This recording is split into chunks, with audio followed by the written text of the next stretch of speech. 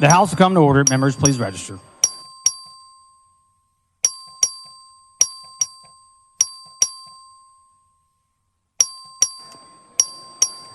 Have all members registered? The quorum is present. Would the House and Gallery please rise for an invocation which will be offered by the chaplain?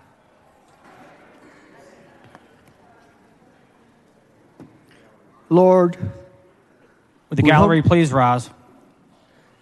Thank you. Lord, we humbly ask for your wisdom to guide the members of this House chamber as they strive to create laws that will benefit the people of Texas during the remaining days of this legislative session. May they bring glory to your name and positively impact the lives of those they serve. May they trust your guidance and seek to align themselves with your will and your law. We pray that your favor rests upon them and that the work of their hands prospers in this chamber and beyond these walls. Amen. The chair recognizes the Honorable Aaron Gamez of Cameron County to lead us in the pledges of allegiance to the United States and Texas flags.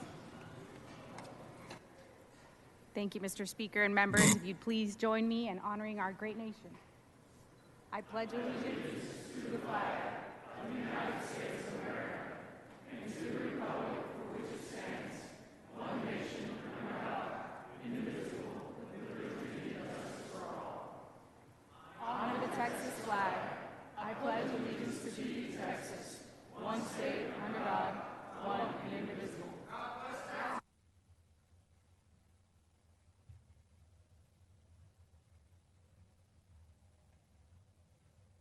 The chair will now hear excuses for absent members.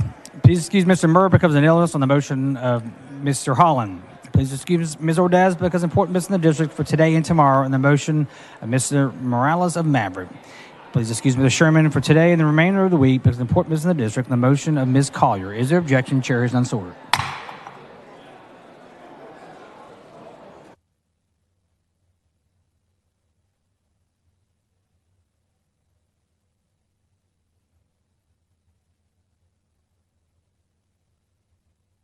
The chair is pleased to recognize Dr. Bharat Joshi from Bel Air as the Doctor of the Day.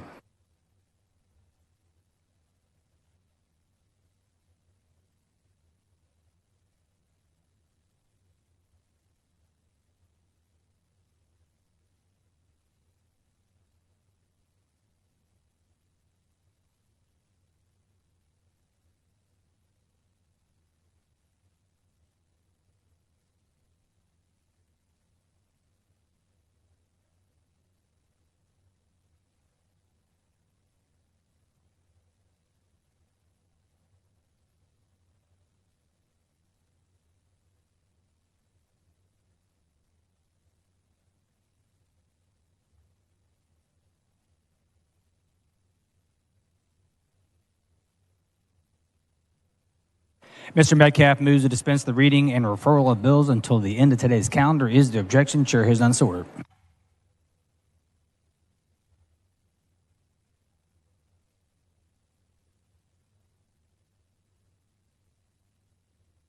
Pursuant to Rule 13, Section 9F of the House Rules, the chair announces the introduction of H.R. 1734, suspending the limitations on the conferees for SB 1238.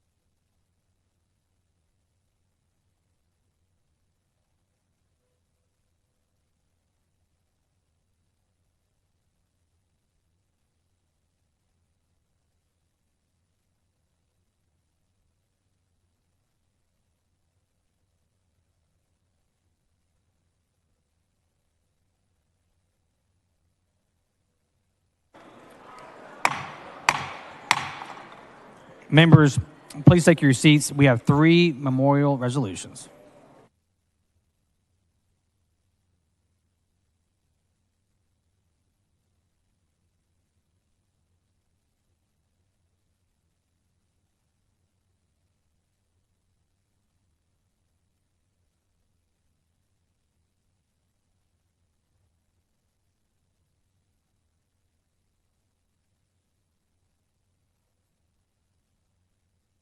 Members, please take your seats.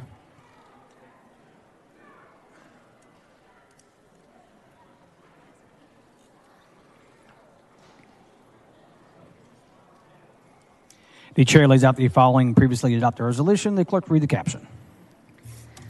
H.R. 573 by King of Uvalde and memory of Atascosa County Constable Prisciliano Percy Medina.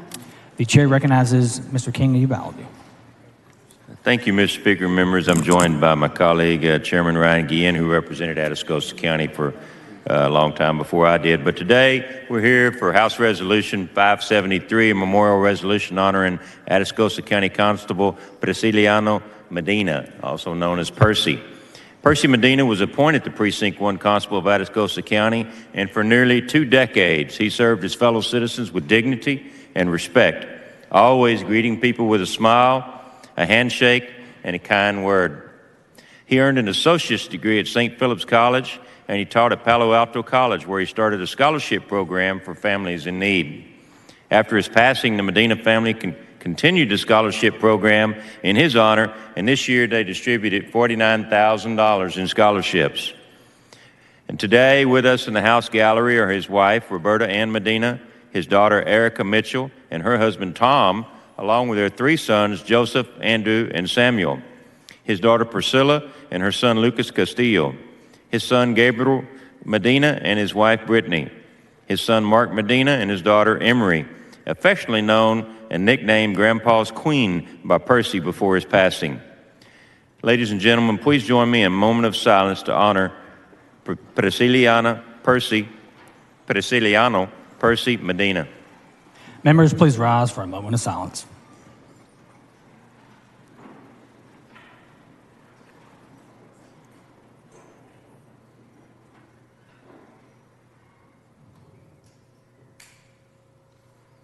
Thank you, members. Thank you. Today they are with us today, and I would ask the family members to remain standing up there in the gallery, and if y'all could join with me in recognizing them so much today for being here.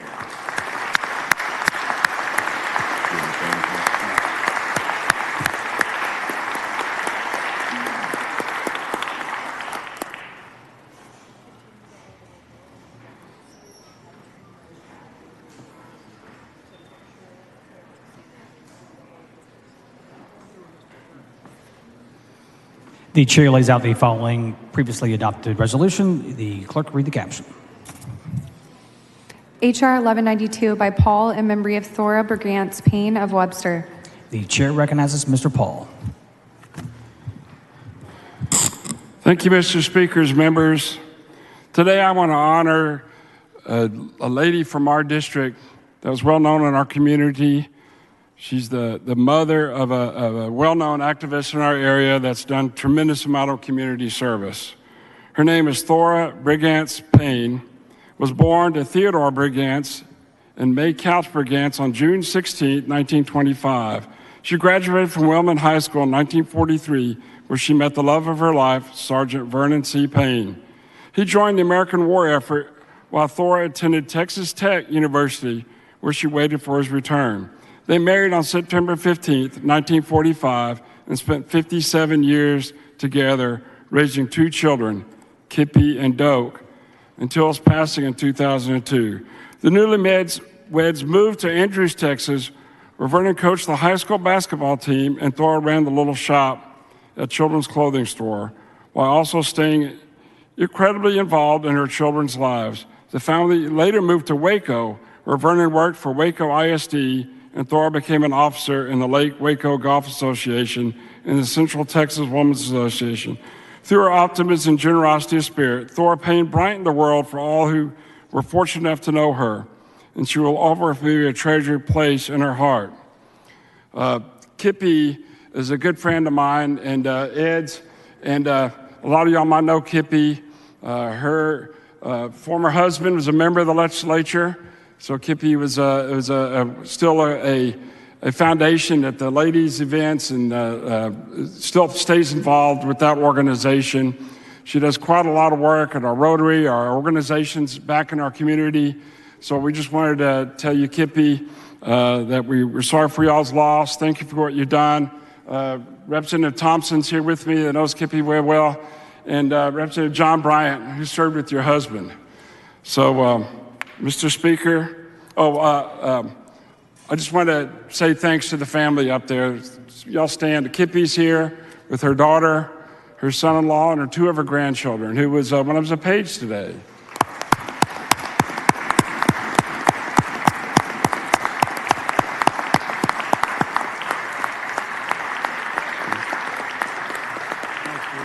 Mr. Speaker, I move adoption.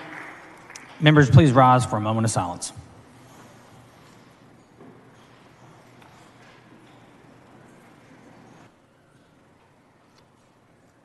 Thank you, members.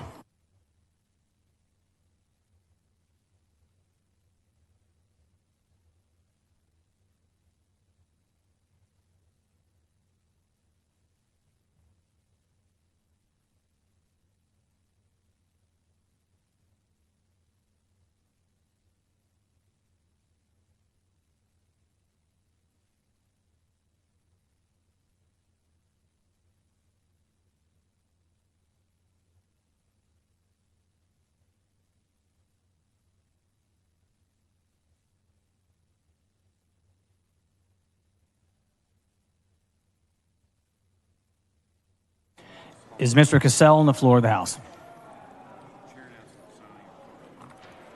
The chair announces the signing of the following in the presence of the House.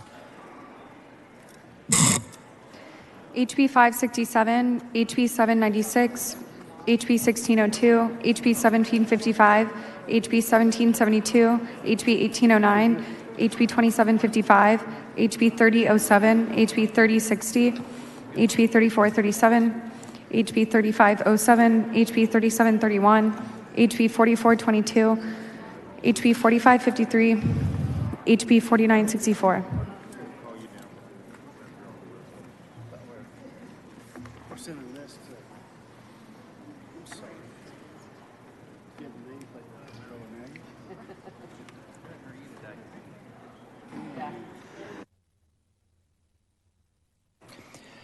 The chair lays out the following previously adopted resolution. The clerk read the caption.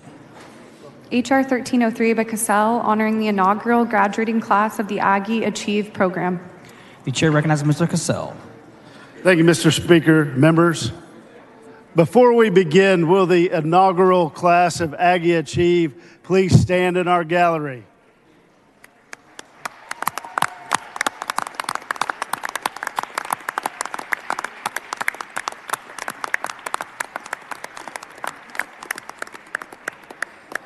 Today, we have the tremendous honor and privilege of recognizing the 4 graduates of the inaugural class of Aggie Achieve program at Texas A&M University. Aggie Achieve, which stands for Academic Courses in Higher Inclusive Education and Vocational Experiences, is a comprehensive transition program for young adults with intellectual and developmental disabilities who have exited high school. The program provides students with an inclusive and immersive college education with the goal of successfully preparing them for future employment opportunities.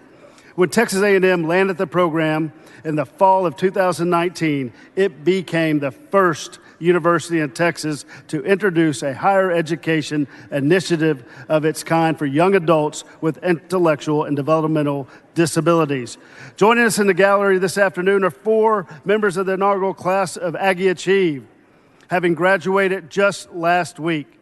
We have Matthew Grizal,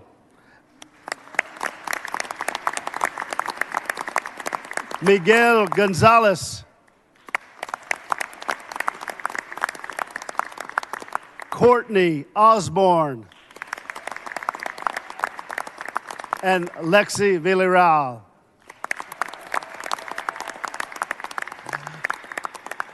And also joining us are the Aggie Achieve Program Directors, Heather, Anita, Robert, and Laura. Lauren, would you please stand?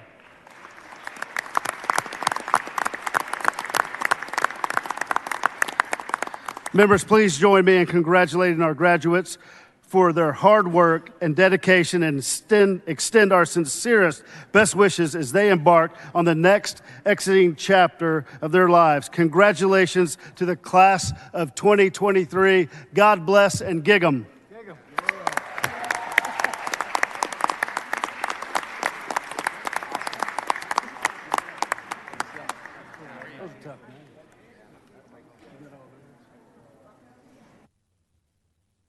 The following announcement, the clerk read the announcement. The Committee on Urban Affairs will meet today upon adjournment at desk 89 in a formal meeting to consider pending, referred, and committee business.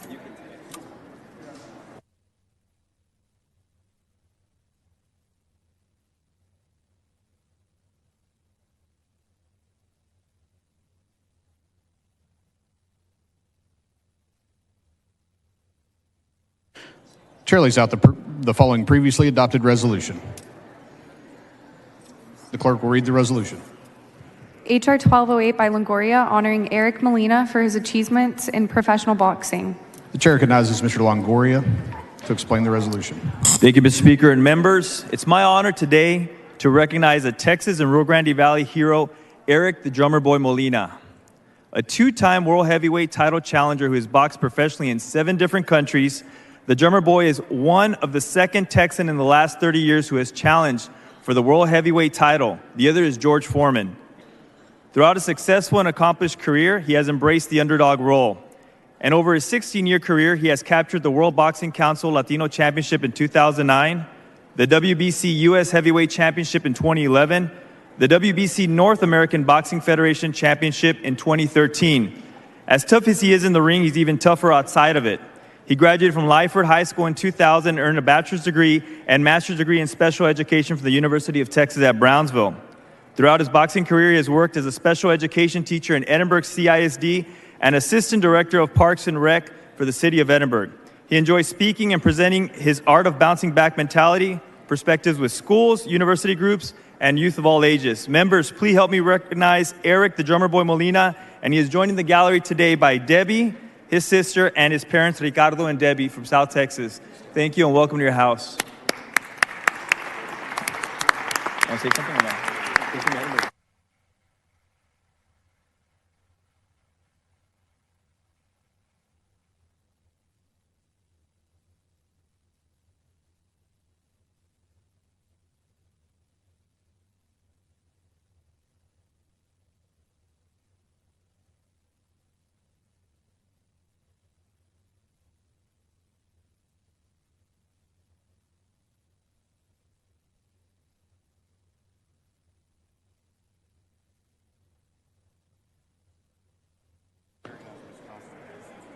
The chair recognizes Ms. Thompson of Harris for a motion. Mr. Speaker, members, I'd like to suspend on necessary rules and take on consider H.R. 1771, please. Members, you've heard the motion. Is there objection? The chair hears none. The rules are suspended. The following resolution, the clerk will read the resolution. HR 1771 by Dutton, honoring the Texas Association for Health, Physical Education, Recreation, and Dance on its 100th anniversary. The chair recognizes Ms. Thompson of Harris to explain the resolution. Mr. Speaker and members, the Texas Association for Health, Physical Education, Recreation, and Dance celebrating its 100th year anniversary this year. This was established back in 1923. The organization has collectively served over 1 million students in schools, colleges, and universities throughout the state of Texas. Over the past century, members of the Texas Association of Health, Physical Education, Recreation, and Dance have helped introduce generations of Texas to the benefit of living healthy, active lifestyle, and on this milestone anniversary, we welcome the opportunity to honor the organization for its invaluable service. Over 1 million K through university and college students we are celebrating. Attending with us today are seniors class of 2023, 24 students athletes, volleyball and basketball from Eisenhower High School and Aldine Independent School District. Coach Kerry Riggs, head volleyball at Eisenhower High School. Keisha Bolton, assistant principal of Eisenhower High School. Coach Thomasina Gaston, head basketball at Eisenhower High School, Health Division past president. Ms. Patty Donaldson, president. Ms. Barbara Polinsky, president-elect. Mr. Chris Nichols, chair, advocacy committee. Ms. Rachel Naylor, executive director, and members with this group. Members, please help me welcome this outstanding group of young people with us today.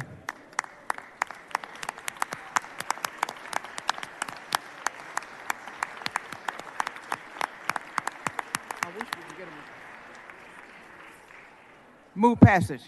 Question occurs on the adoption of the resolution. Is there any objection? The chair hears none. The resolution is adopted.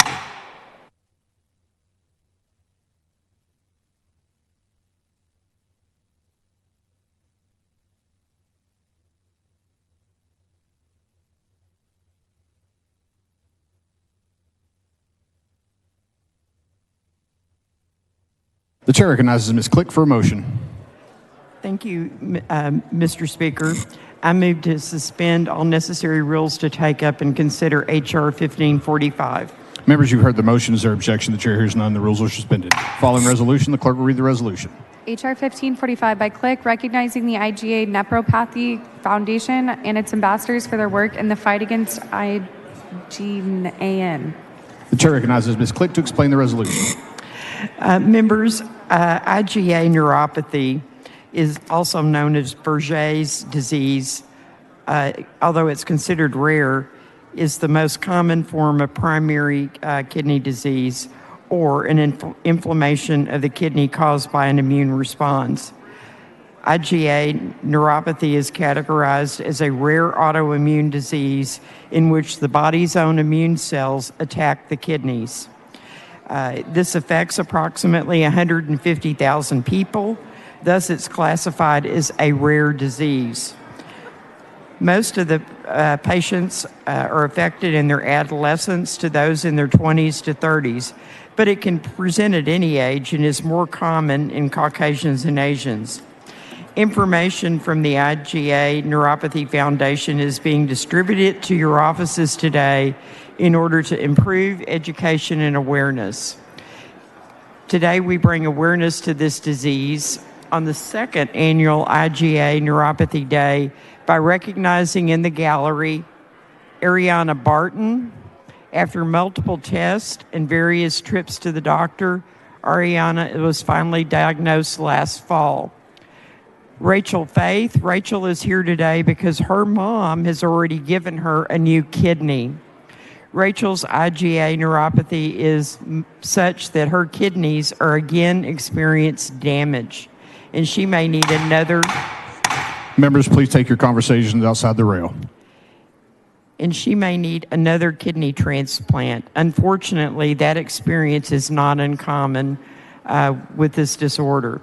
She's also a state ambassador for the IgA Neuropathy Foundation. We also have Stuart Miller, the Director of Strategic Planning and Government Affairs for the Foundation, an organization founded in 2004 solely dedicated to finding a cure, public education, and patient services for IgA neuropathy. Dr. Kelly Frost, who is a representative of the Texas Kidney Foundation, is here today representing his daughter Katie, who was diagnosed early in life. With her here today is Tiffany Smith, the president and CEO of the Texas Kidney Foundation. This foundation is dedicated to early detection of rare and chronic kidney disease. Lastly, there are a few folks from Travere Therapeutics, which is a biotech company exclusively focused on identifying and developing and delivering life-changing therapies for people living with rare diseases. I believe they are in the south end of the Capitol. If you guys would stand up so that we can acknowledge you.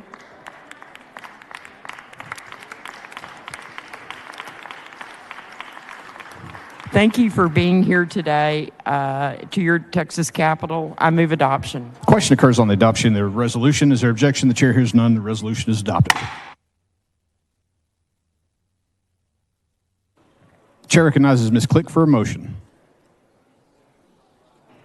Thank you, Mr. Speaker. I move to suspend all necessary rules to take up and consider H.R. 1547. Members, you've heard the motion. Is there objection? The chair hears none. Motion is adopted. The following resolution, the clerk will read the resolution. H.R. 1547 by Click, commemorating the 50th anniversary of the Haltom City Senior Center. The chair recognizes Ms. Click to explain the resolution. I move adoption. Question occurs on the adoption of the resolution. Is there any objection? The chair hears none, and the resolution is adopted.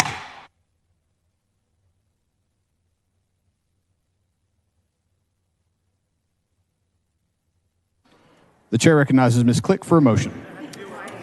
Thank you, Mr. Speaker. I move to suspend all necessary rules to take up and consider H.R. 1546. Members, you've heard the motion. Is there objection? The chair hears none. The rules are suspended. The following resolution, the clerk will read the resolution. H.R. 1546 by Click, commending Bobby Arthur for her 30 years of service to the Haltom City Senior Center. The chair recognizes Ms. Click to explain the resolution. I move adoption. Question occurs on the adoption of the resolution. Is there any objection? The chair hears none. The resolution is adopted.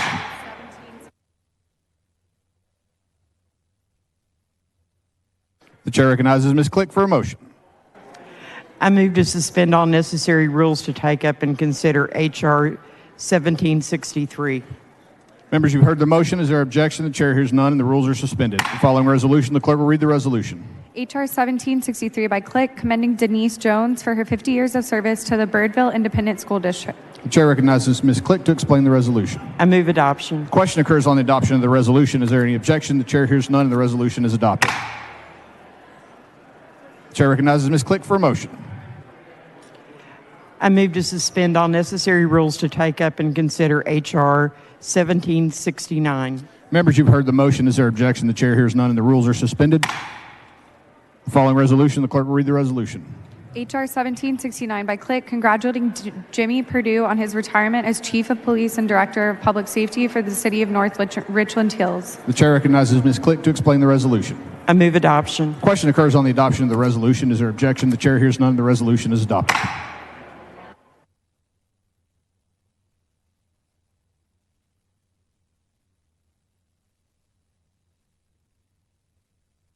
The chair recognizes Mr. Cortez for a motion.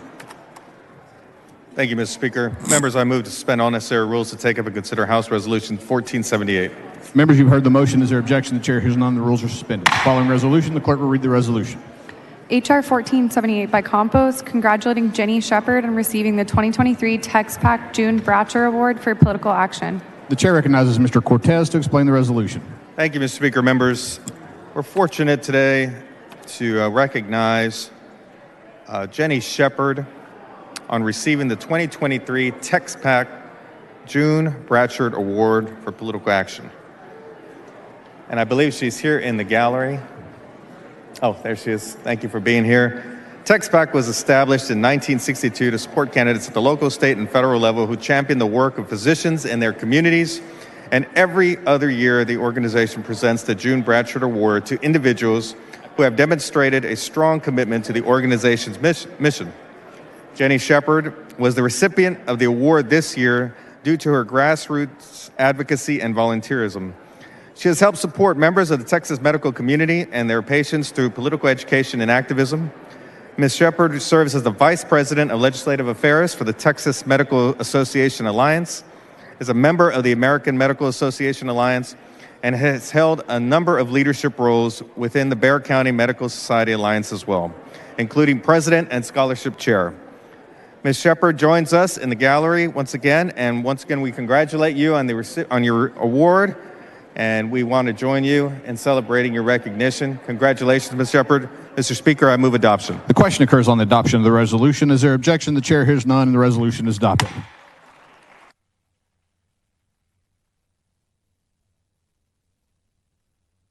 The chair recognizes Mr. Frazier for a recognition. Mr. Speaker, members, I'd like to do this recognition today for our law enforcement out there because it is National Law Enforcement Day, May 15th. Since 1962, proclamation from President Kennedy, May 15th has been recognized as National Police Officers Memorial Day.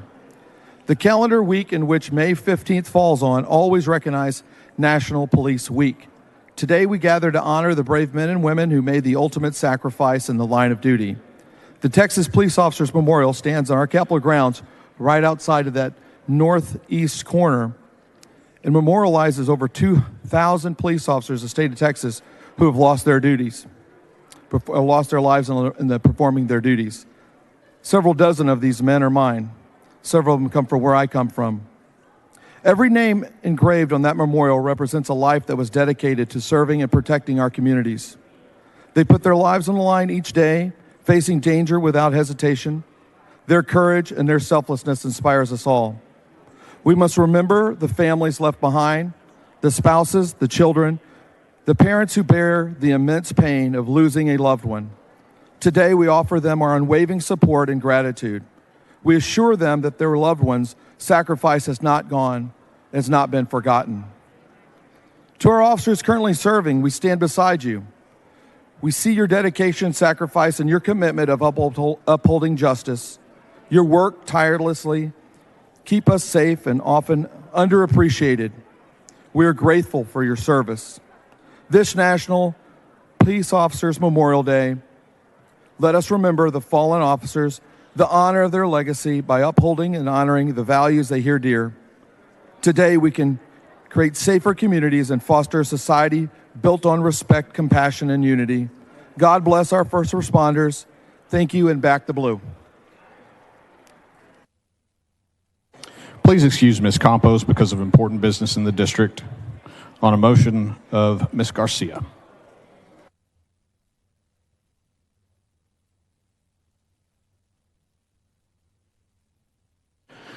The chair recognizes Mr. King of Uvalde for a motion. Mr. Speaker, I move to suspend the 5-day posting rule to permit the Committee on Natural Resources in a public hearing on Tuesday, the May 16th at 8 a.m. in room E2.010 to consider SB 1056 by Hinojosa relating to the directors and administration of the Hidalgo County Water Improvement District Number 3, creating a criminal offense. Members, you've heard the motion. Is there objection? The chair hears none. The motion is adopted. The chair recognizes Mr. Bell of Kaufman for a motion.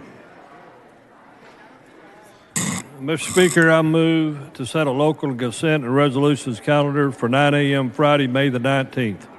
Members, you've heard the motion. Is there objection? The chair hears none. The motion is adopted. The chair recognizes Mr. Guerra for a motion. Thank you, Mr. Speaker.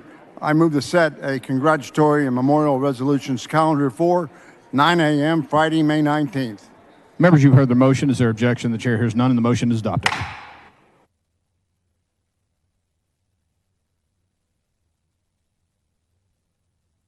The chair recognizes Dr. Oliverson for a motion. Thank you, Mr. Speaker. Members, I move to suspend the 5-day posting rule to permit the Committee on Insurance in a public hearing on Tuesday, May 16th at 8 a.m. in room E2.014 to consider SB 1217 by Middleton relating to the Texas Windstorm Insurance Association. Members, you've heard the motion. Is there objection? The chair hears none, and the motion prevails. Chair recognizes Mr. Moody for a motion. Thank you, Mr. Speaker. I move to suspend the 5-day posting rule to permit the Committee on Criminal Jurisprudence in a public hearing on Tuesday, May 16th at 8 a.m. in room E2016 to consider SB 1166 by Birdwell relating to the punishment for the offense of burglary of a vehicle involving a theft of a firearm, increasing a criminal penalty. Members, you've heard the motion. Is there objection? The chair hears none. The motion prevails.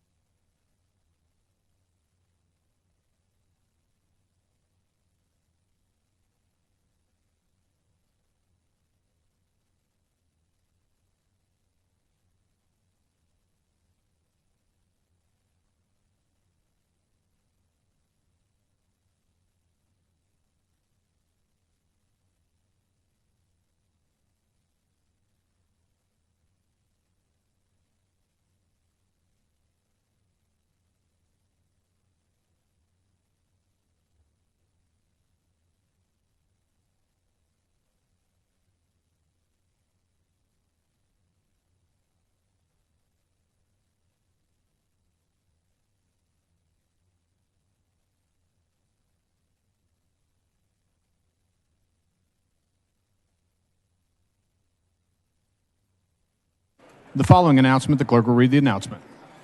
The Committee on Calendars will meet today upon adjournment in room 1W14, Agricultural Museum, in a formal meeting to consider a calendar.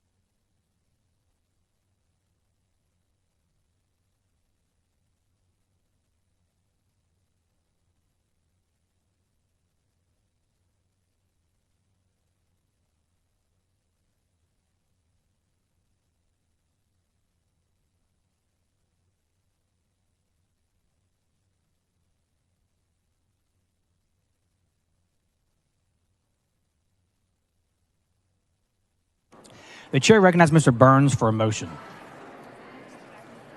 Mr. Speaker, I move to suspend the 5-day posting rule to permit the Committee on Land and Resource Management and a public hearing on Tuesday, May 16th at 8:30 a.m. in room E2.026 to consider SB 369 by Campbell relating to the disannexation of certain areas that do not receive full municipal services, providing a civil penalty. Members, you have the motion's objection. Chair has none so ordered.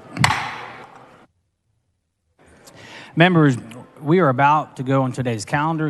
If you have a bill, please be ready. The chair lays out on third reading SB 14. The clerk will read the bill. SB 14 by Campbell relating to prohibitions on the provision to certain children of procedures and treatments for gender transitioning, gender reassignment, or gender dysmorphia, and on the use of public money or public assistance to provide those procedures and treatment. The chair recognizes Dr. Oliverson to explain the bill. Thank you, Mr. Speaker. Members, this is Senate Bill 14 is our bill from Friday that protects children under the age of 18 from harmful medical and surgical procedures. Ms. Howard, for what purpose? Would the gentleman yield, please? Would the gentleman yield for questions? Yes, I will. The gentleman yields. Thank you, Representative Oliverson. We talked about this before to establish legislative intent, so I have a few questions for you, please. Senate Bill 14 applies only to medical procedures and treatment provided to children in the state of Texas. Is that correct? That's right. And gender transitioning and gender reassignment procedures on a child occurring in another state would not be covered by the prohibition in Section 2 of the bill, correct? That's right. So a physician or a practitioner in another state could provide, prescribe, administer, or dispense a medication to a child in another state, and that physician or practitioner would not be subject to discipline as provided for in Section 5 of the bill, correct? That's right. Only Texas physicians. And it's possible that a child who was prescribed a medication in another state that would be a prohibited medication under Senate Bill 14 could travel to Texas for any number of reasons, for example, for vacation or to visit a family member. Is that correct? Absolutely. So let's say that child who is on a medication prescribed by a physician in another state comes to Texas and finds themselves in need of medical care while they are here. Maybe they're in an accident or have acute appendicitis, and they end up being admitted to a hospital for an extended period of time. When a patient is admitted to a hospital and they are on prescription medications, when they go into the hospital, do they continue to take those medications while they are in the hospital? Well, sometimes, Representative, it depends on the medication. In the case of blood thinning medication, if the child was going to have surgery, you would suspend those medications in order to restore a normal function to the coagulation cascade. But as a comparative example, on the opposite side of the coin, if we're talking about diabetes and a child has diabetes and takes insulin regularly, you would absolutely continue those medications during the course of treatment. So it just depends on the class of medication. Absolutely. So there is a risk to a patient of stopping prescription medication abruptly sometimes. Is that correct? Oh, yes, absolutely. And it's the doctor taking care of the patient in the hospital that has to weigh those factors in deciding whether to order the continuation of those medications in the hospital, correct? That's right. And that would be the medical standard of care in that case, correct, for the doctor to evaluate the risks and benefits of continuing versus discontinuing medications for a hospitalized patient, correct? That is correct. So if a child is admitted to a Texas hospital after Senate Bill 14 goes into effect, and then that child is taking a prescription medication for a purpose that would fall under the prohibition in Senate Bill 14 when they are admitted, that child's physician would owe a duty to that patient to evaluate the risks and benefits of continuing those medications or whether they can be discontinued safely while the child is in the hospital, correct? That's exactly right. And if a physician taking care of a hospitalized child determined that it would be unsafe to discontinue that medication, and the medical standard of care would dictate that the medication be continued during the hospitalization, if the physician ordered the continuation of that medication, would that physician be in violation of Senate Bill 14? That is not the intent of Senate Bill 14. In those particular situations, again, we spent a fair amount of time discussing this on Friday, but as you know, there is that off-ramp I talked about. And So for children that are on these medications in Texas, being on those medications, in order to stop those medications, it's not something that you would do abruptly. So along the same lines and consistent with what we've said legislatively in other respects, if a child was here visiting on a certain prohibited medication, was intending to return home, I would leave it to the doctor's discretion as to whether that medication should be continued, and I would not consider that to be a violation of Senate Bill 14.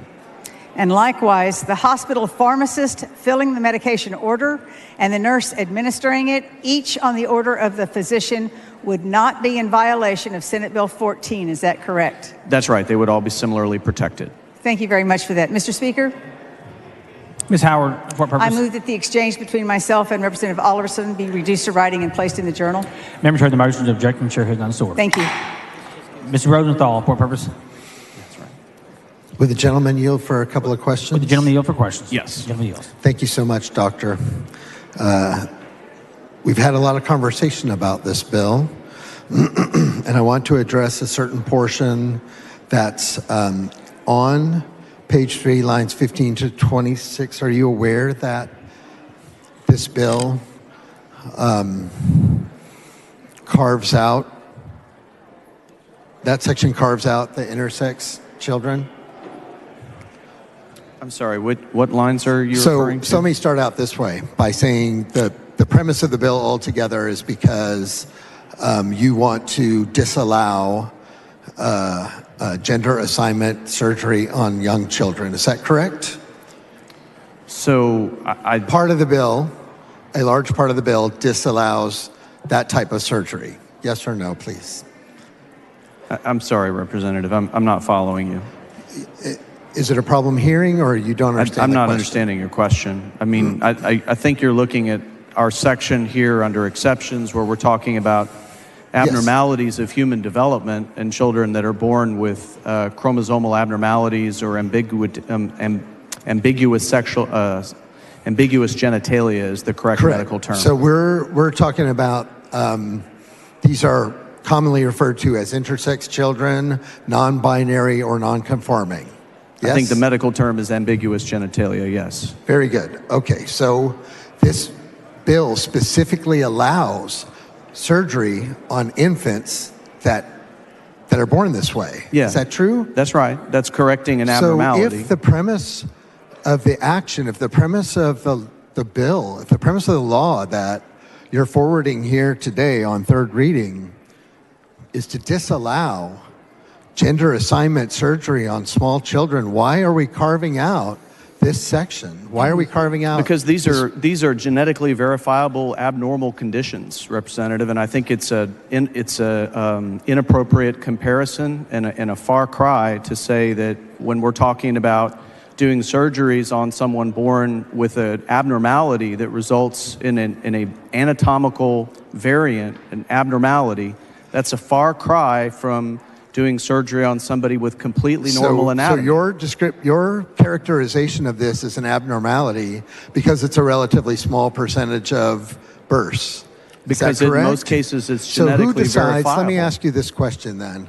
Who decides which gender to assign that infant to as their infant? I would say their DNA helps define that, Representative. You may say that, but no, I mean, your I think medical bill science language says that. specifically points to differences in chromosomal, going with chromosomal differences and assigning according to that. And I can definitely tell you about constituents that I have who are upset about these type of surgeries because it's not perfectly clear in some instances, like case by case, let's say, which gender the child will grow up identifying as.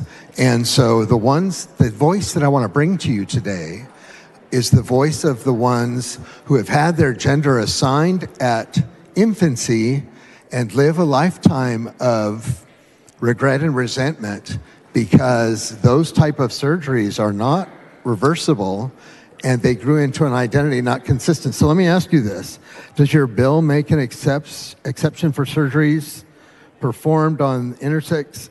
Can you tell us what type of surgeries this includes? Like, is it include castration, vasectomy, removal of a uterus, any of those things? So I would just submit to you, Representative, that respectfully that's not the scope of this bill. And so we have an exception for these things here. Bill? There's a section here that provides exceptions for these conditions. I would just say to you that, and I've had similar conversations with other members. I think we had a very well thought out amendment offered by one of our fellow representatives dealing with this issue. And I'm going to tell you exactly what I told her, which is that I respect where you're coming from, but I don't think that's the subject of this bill. I think if you want to file a bill that basically prohibits surgery on intersex children, then that's a separate subject. That's not the subject of this bill. And while I respectfully appreciate your kind and thoughtful response, because we haven't really debated that issue. One moment, right? please. Can I ask the question? This bill specifically allows those kinds of surgeries. So I would say this bill specifically could it not be exempts appropriate those. to remove that section? Just remove the section. This is section 161.703A2, and just replace it with appropriate and medically necessary procedures or treatments.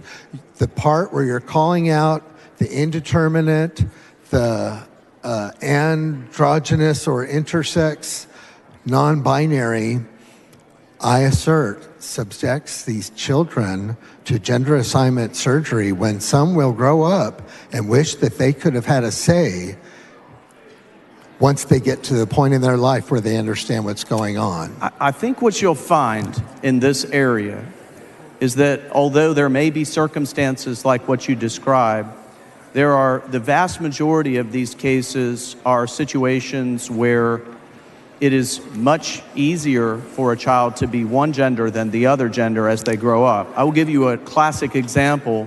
There's a condition referred to as testicular feminization. Have you heard of that? So I'm guessing you haven't. So let me tell you briefly about saying that it should be done on a let me case-by-case finish my basis. I explanation agree here. with. I want to finish my Specifically allowing explanation this writ for you. large So and allowing testicular feminization is a condition where you have a child that's born as a male, but because of an abnormality genetically, they make antibodies to the sex hormones, and so their body never fully develops as a male. So they're born with a blind pouch for female anatomy, an external anatomy I get as a it. female, There are but, different specific but they have cases. internal testicles. I believe and so the that what you're reality telling is me that is if you we don't should do in this bill surgery be allowing to remove those testicles, Sir, then you can end I up please with a ask the situation where Members, let's not talk over one another. Let's give I'm each just other trying a to time finish my explanation to your Let's question. give each other a time to finish our thoughts. Thank you. So my point is this. My point is in those children, you talk about castration, those are testes that never descend, and if they're not removed, they will almost 100% result in testicular cancer as because of the fact that the testicles were not designed to be intra-abdominal. And so that is an example of a kind of surgery you're talking about. So I don't want folks to get the impression that everybody is exactly, 50% between male and female. You're talking about a whole host of conditions. Then you get into conditions Could you call like it a spectrum, sir? Could you call it a spectrum? That's right. And so, again, so I believe what you're telling me we is are talking about a these separate cases- bill here, Could I Representative. characterize what you're telling me briefly by saying these cases should be taken on individually because every child is born different? I think they Some are. may have. So for medical reasons, I completely understand.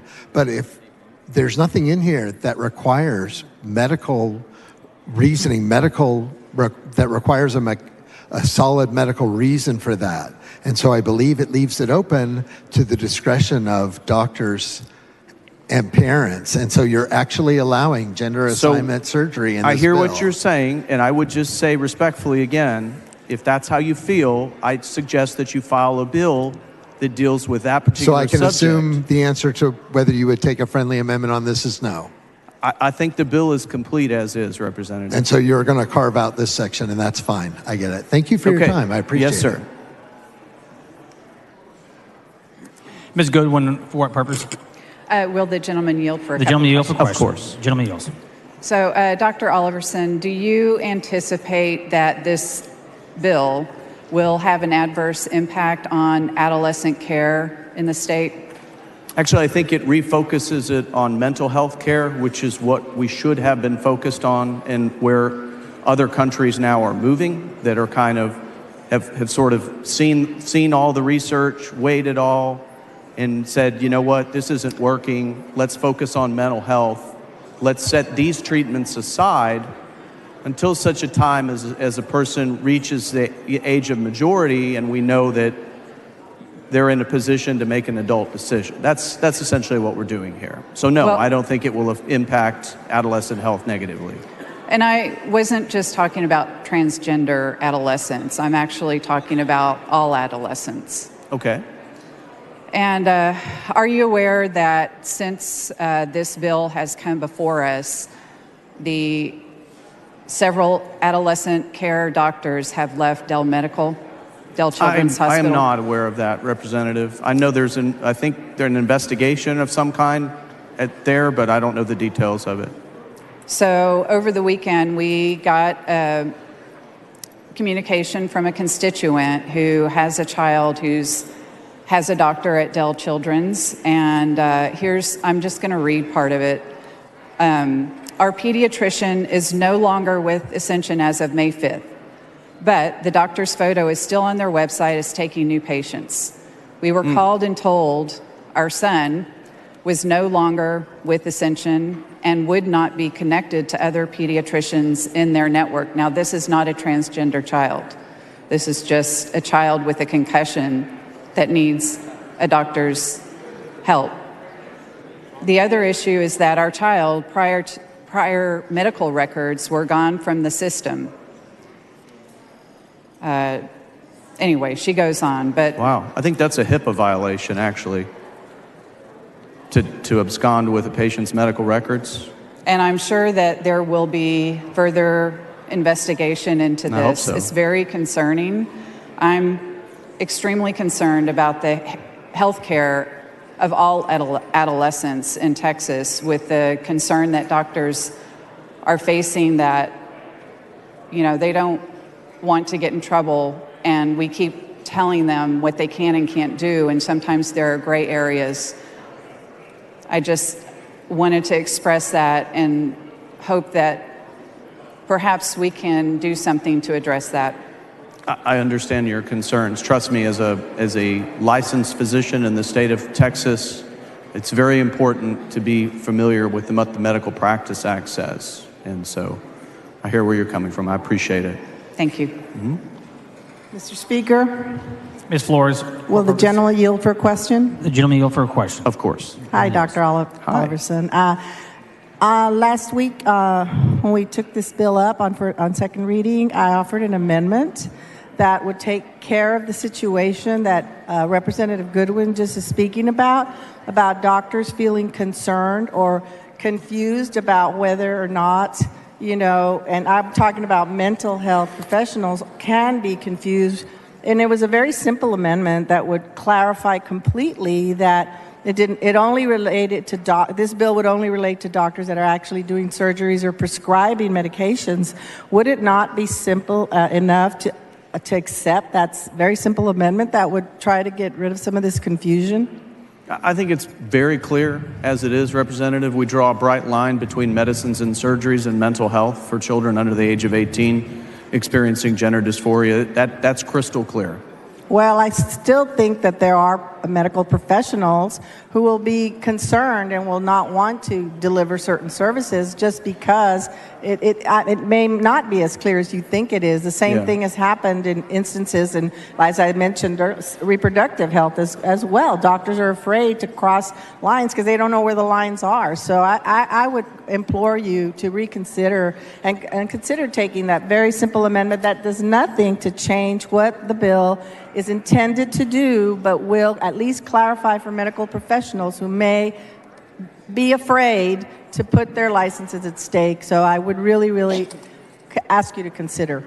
No, I appreciate you bringing it, and respectfully, I think we're done with amendments, but I do strongly support mental health care, and I do think that for whatever medical professional we're talking about, as long as they're not prescribing or dispensing a prohibited medication or doing surgery on somebody, they'll be protected under this law. Mr. Speaker, I'd like for the conversation between Dr. Oliverson and myself to be put in the record. I think it is already, but I just want to be clear about that. Members of the motion, the objection, the chair hears none, so ordered. Thank you, sir.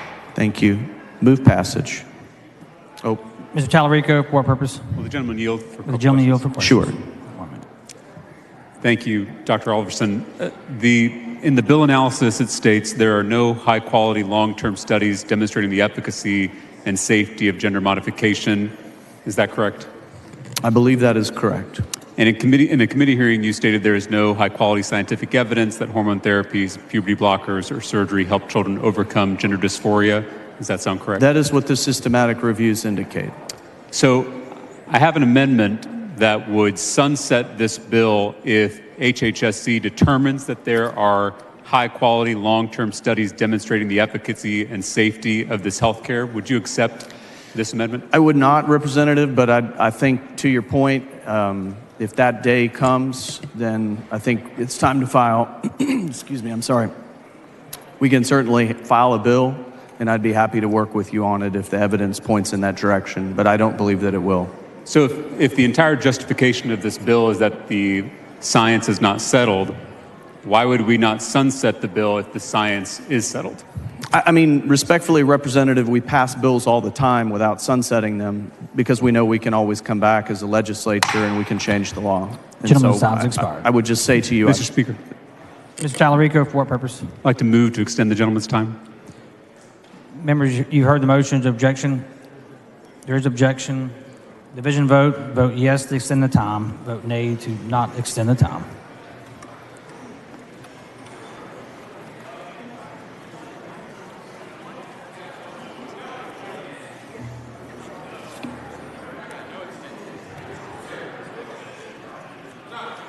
Show Mr. Raymond voting no. Strike the board. The motion fails. The chair recognizes Mr. Jones of Dallas to speak in opposition to the bill.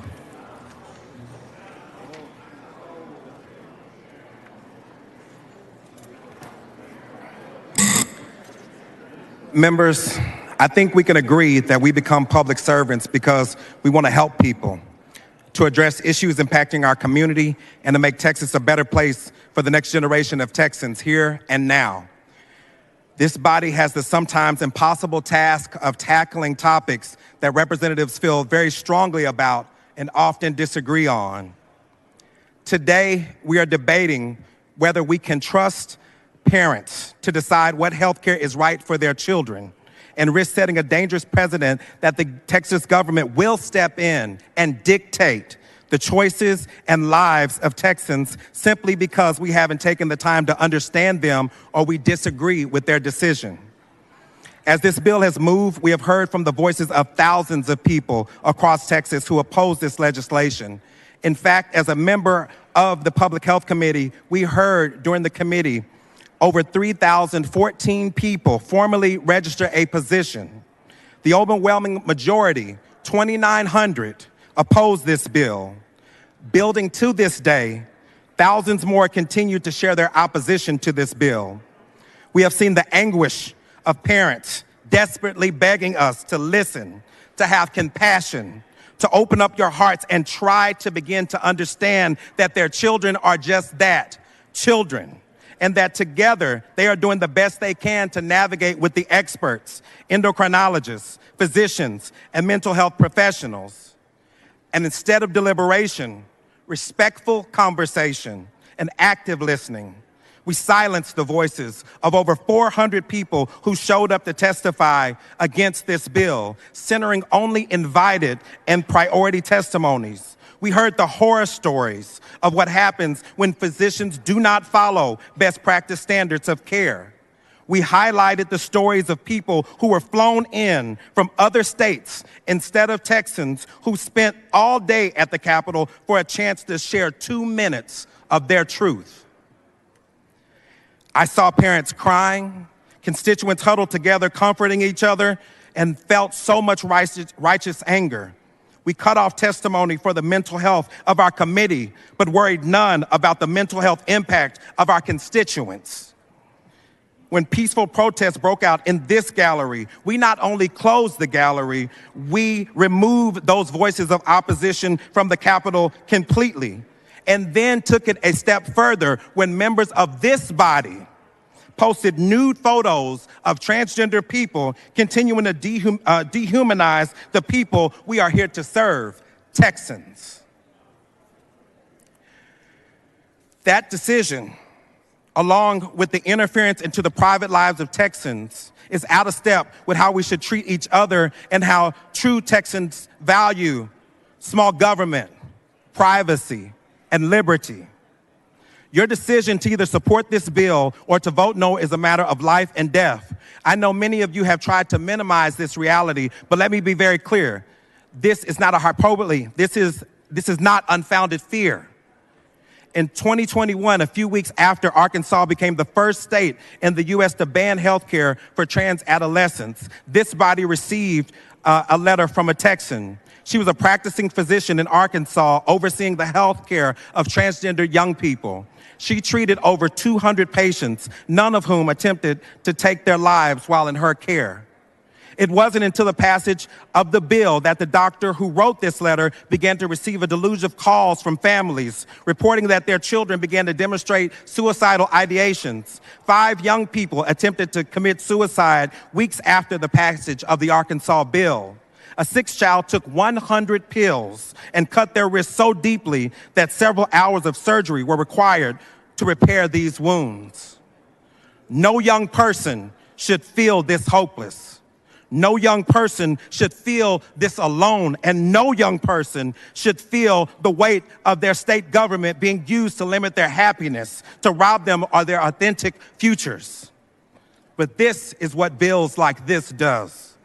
I want you to consider that a categorical ban on health care is too extreme. Since we haven't heard from the constituents that we silenced, since we haven't gotten the Texas data that we say we need, since the danger clearly outweighs the benefits, I ask you, what do you want your legacy to be when you leave this body? Transgender people live joyous lives. Many have spoken that into reality.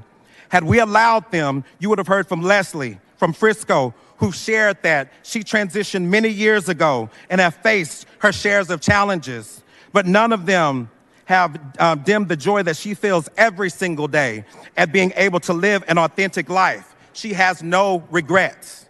You would hear from Ruben, who lives in Austin.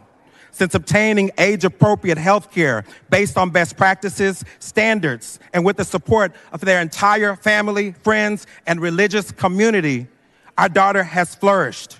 She maintains a 4.0 GPA, dances in her high school drill team, and has a large circle of friends, participates in many school club activities, and dreams of attending UT and going to medical school.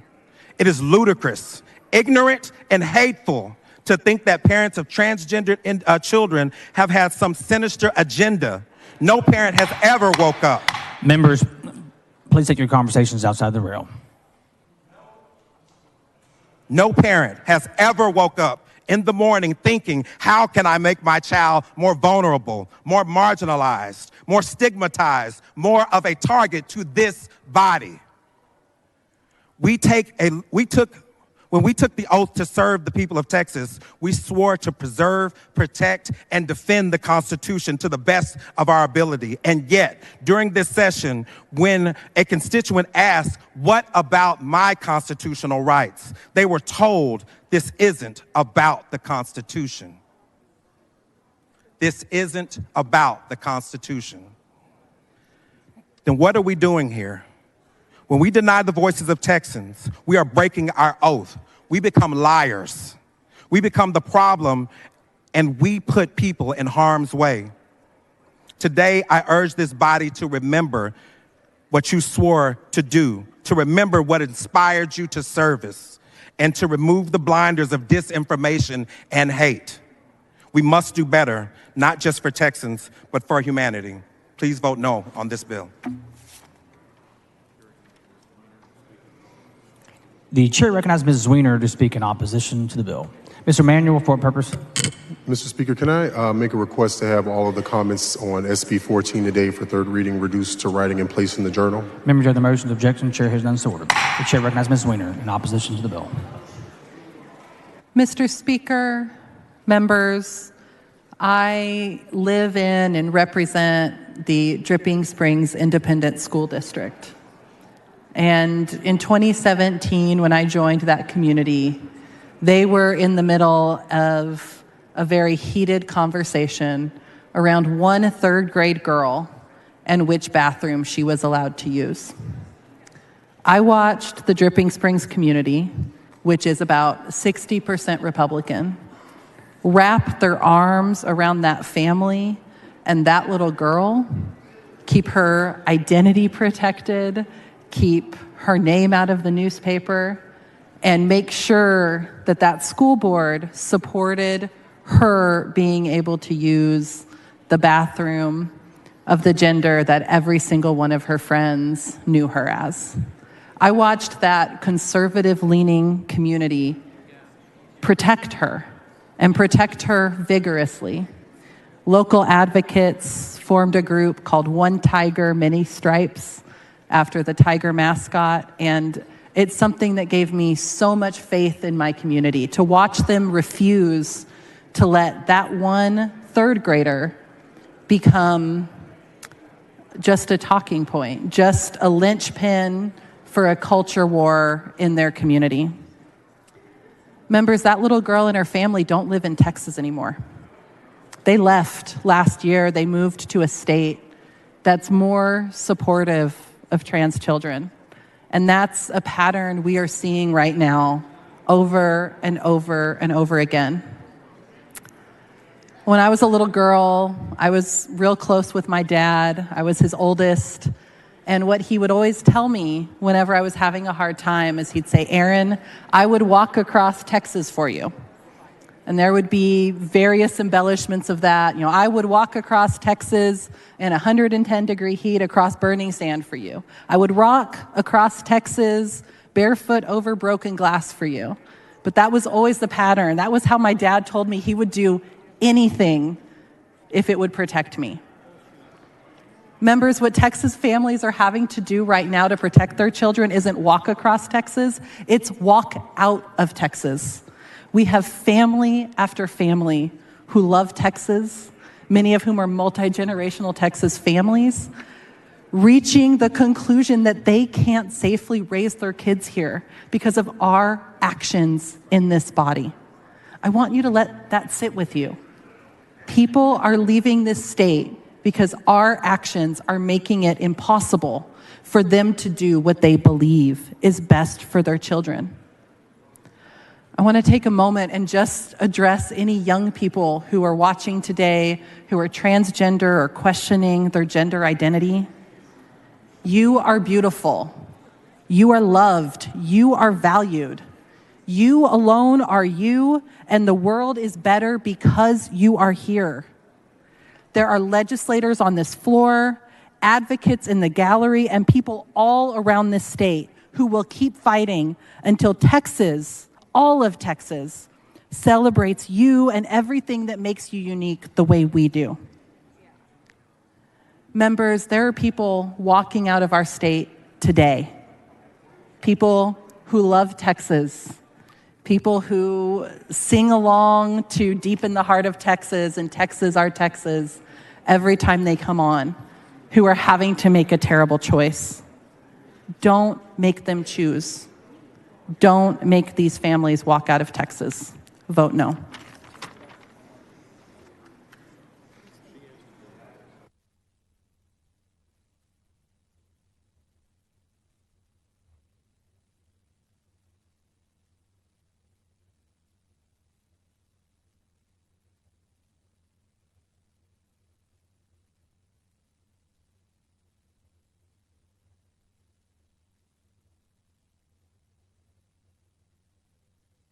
The chair recognizes Mr. Wu in opposition to the bill.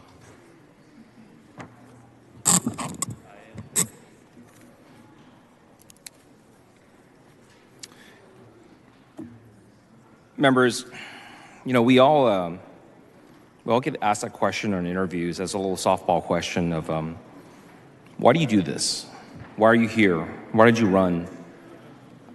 What makes you stay despite the kind of crazy hours, the frustration, the hair pulling, sometimes the backstabbing?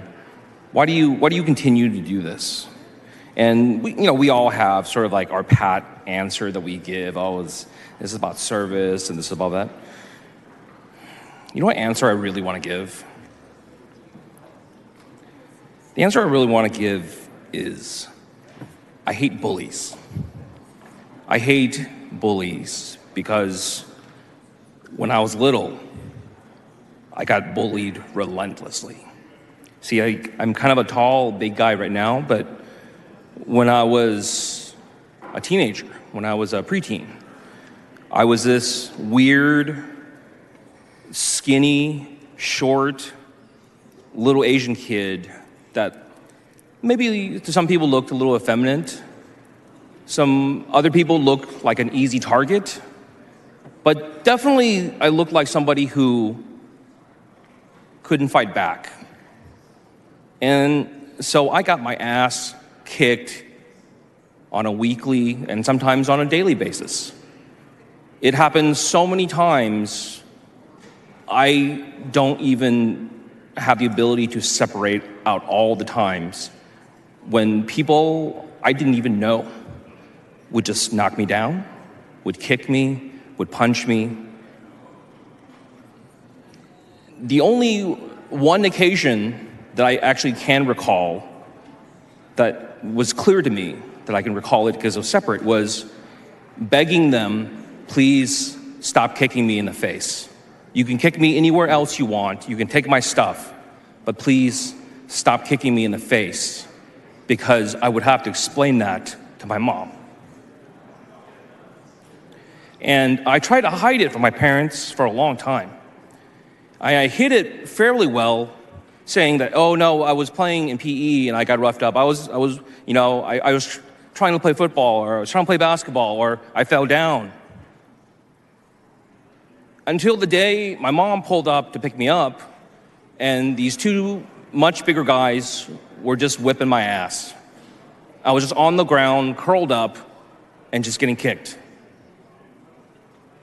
And my mom saw it. And she asked me, why were they doing that to you?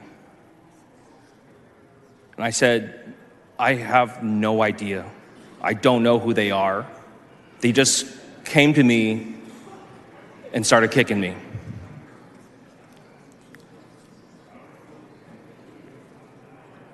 I hate bullies. I hate when we pick on people who cannot defend themselves. I hate when we go after communities that do not have political power and have no voice and do not have the ability to speak up and demand their rights. To me, this legislation is that type of bullying. And I'm not even talking to the members here anymore, because there's no point. I'm talking to the people who are out there, the good people who are watching this, who are standing by, watching this happen. And we've come to this body already and said, look, there is overwhelming medical evidence. There is medical opinion from up and down the spectrum who say that providing gender-affirming care in some form or fashion is the right thing to do. We've told you that the American Academy of Child and Adolescent Psychiatry has agreed to this. The American Academy of Pediatrics has agreed to this. The American Medical Association and any number of hundreds of groups in every state in the nation has written in, has called in, has testified to not take away this type of care for young people. Now, there is some disagreement about what is the right form of care, but everyone agrees that there should be some amount of care in this range that this bill will ban that should be allowed.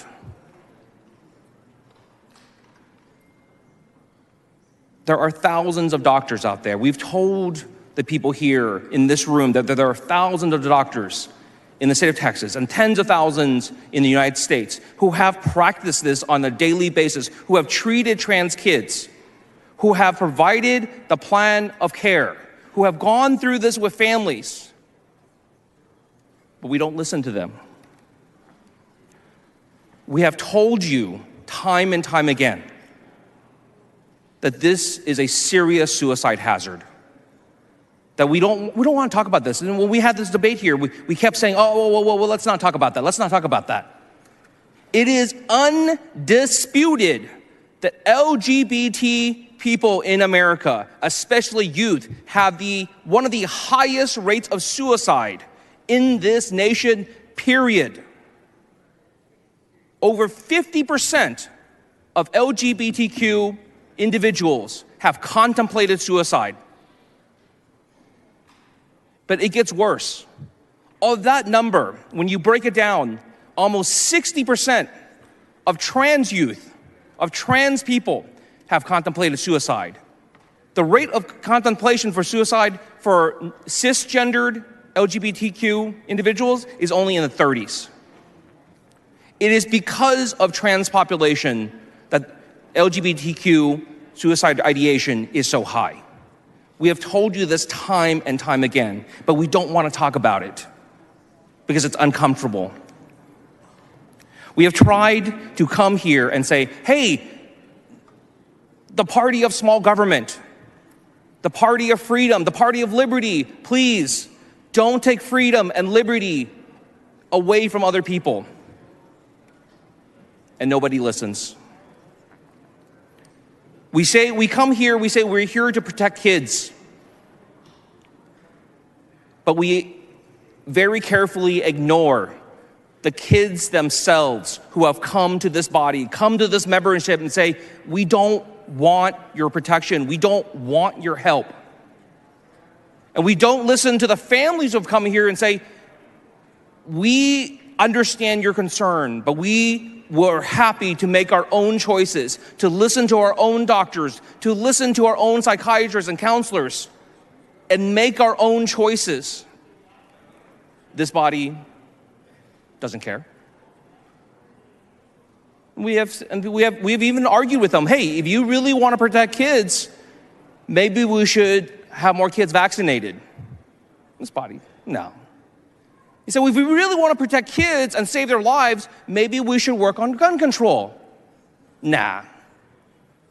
If we really wanted to protect kids and save lives, maybe we should expand Medicaid and make sure there's more families covered under health care. Nah. You think this is the first time that this body has chosen a group, picked out a group to make them into the monsters? To pick out a group to discriminate against, to pick out a group and say, we will come after you. Now, I've been here long enough. We do this all the time. In the past, we did it to Muslim Americans because they were really scary. And we passed laws against them. Then we had refugees. We said, they're really scary. We passed laws against them. And here we are in 2023. And at last, we try to appeal to the morality, to the goodness of this group. We say people who pride themselves on being Christian. We say some of the last words of Jesus were to say, however you treat the very least of my brothers and sisters, you do to me.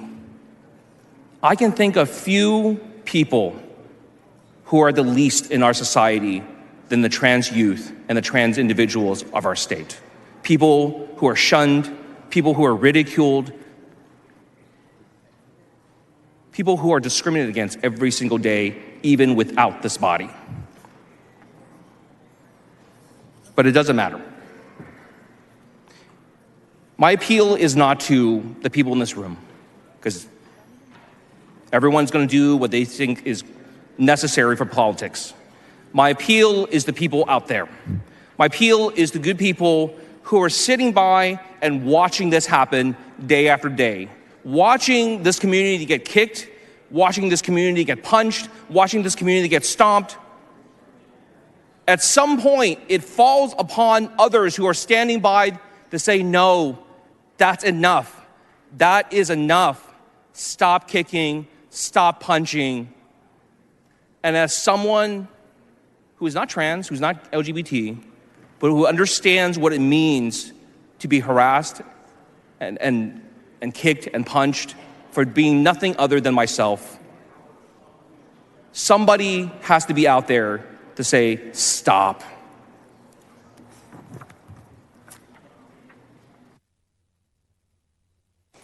The chair recognizes Ms. Morales-Shaw in opposition to the bill. Members, for those of us who were here on Friday, we had a long, drawn-out debate, but this measure is going to drastically impact families and children. It's important that their voices are made a part of this record today. Because of the love, care, support of parents, medical experts, and the medical care, that the kids we're talking about today are actually well-adjusted kids. That's what's been reported to us. They're happy and they spend their days just like every other kid, except on days like this, when lawmakers that have no personal experience of what these families have overcome, how much love they poured into these children so that they know that they're special and validated. It's days like this, it's people that exclude them, that target them, and take away critical medical care that can spiral families into anxiety and desperation. It's days like this that will force fifth-generation Texans and others to leave a great state that they call home.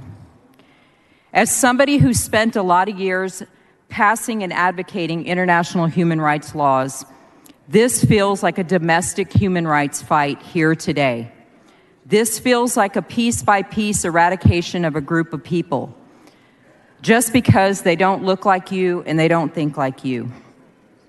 When we look back on history, there's a lot of shameful periods of similar eradication of people because they didn't look like us or think like us. We look back on that now with shame and embarrassment, or sometimes we don't like to look back at that at all.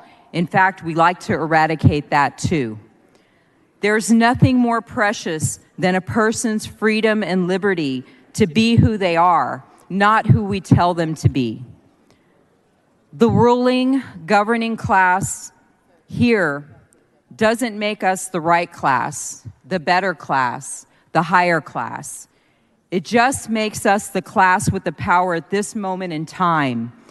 It's a moment in time to be compassionate and kind, accepting, open, willing, humane. And by the way, I think that we're all of these things. I just wish that we could be that way today for these special families and even for providers. This vote today, like many, is predetermined to go a certain way.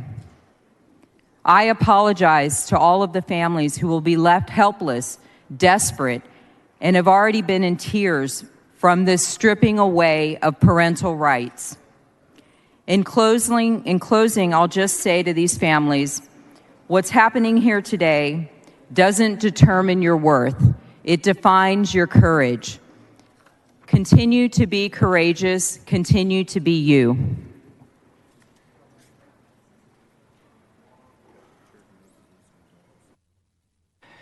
The chair recognizes Ms. Gonzalez of Dallas in opposition to the bill.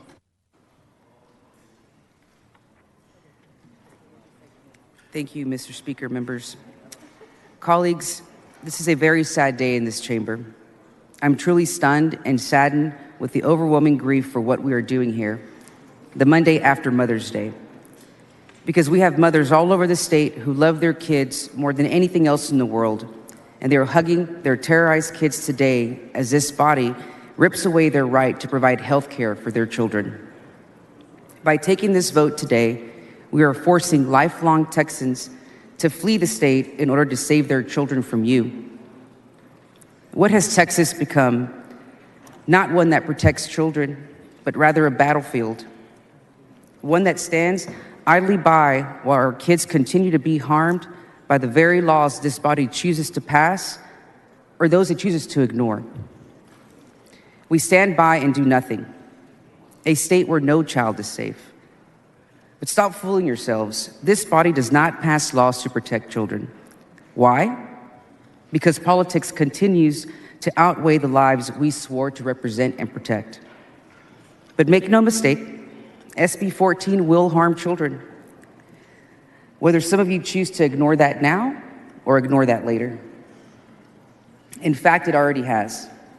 We heard in testimony during committee from a sibling of a trans child who has already attempted suicide because their care was shut down after a previous executive order. And we know that several other children have taken their lives already because their care was cut off by the chilling effect previous actions by state leaders. All of it is couched in vain politics to protect the very little Texans claim to be considered when taking the dangerous and uncompassionate vote that many of you will take today. This is wrong. When did we as a state abandon our moral duty to protect every child? When did politics rise above truth, our duty, our responsibility, and honor? When did Texas decide it would leave a trail of dead children's bodies all over the state? A state where a parent who did not choose to love their child for who they were when they came out and left them to fend for themselves in foster care, where we know they will further be harmed or at worst die. Members, that's child abuse. Children whose parents choose to abandon them because of who they are the ones who need real protection. Yet the families who are targeted by this bill are some of the strongest, loving, and accepting individuals I've ever met in my life. Families that would do anything for each other. That's what a parent's love looks like. But to these families, a parent's love also includes showing up at the Capitol, session after session, and sacrificing everything to make sure their child has the best future they can possibly have, more than most parents have to endure. Members, I know many of you in this chamber are parents. I know you love your children because you bring them to their Capitol. I hear you talking about them on the House floor, and I know that you would do anything to protect them, to make sure they're safe, to make sure they're happy, and that they have access to the health care that they need to survive. It should be no different for the parents of transgender children. These parents deserve the right to fight for their children, to take them to their doctor if they are concerned about gender dysphoria, and get access to the appropriate treatment as determined by their doctor, their family, and their child. We have spent the entire session falsely claiming we want to protect these so-called parental rights. And what this bill will do is take away their right to make decisions that are best for their child. Why is this so-called right only available for some parents but not all? If we want to protect parental rights, we must protect every parent's parental rights, not just those that fall within a certain ideology. Members, I know many of you on the other side of the aisle, whether you will admit it or not, do not want to take this vote today. In fact, many of you have shared with me and others that passing this bill is dangerous and, plainly put, just bad policy. This bill targets a certain Texas families and seeks to destroy their lives by taking away their right to access life-saving health care. As a lifelong Texan, I'm ashamed at the path our great state has taken. And despite the so-called science the author of this bill references to justify this legislation, an American report from top experts at Yale University and the University of Texas Southwestern Medical Center concluded that, quote, the scientific errors and omissions are so extensive that the conclusion is clear. These laws are motivated by bias and crafted to achieve a preordained goal to deny gender-affirming care to transgender youth. Officials in Texas have exaggerated potential harms of gender-affirming care and intentionally painted a warped picture of the scientific evidence that is available. A team of 7 medical and legal experts at Yale University and the University of Texas Southwestern Medical Center wrote in a recent report. Efforts to ban gender-affirming care in Texas rely heavily on poor quality evidence, the report goes on.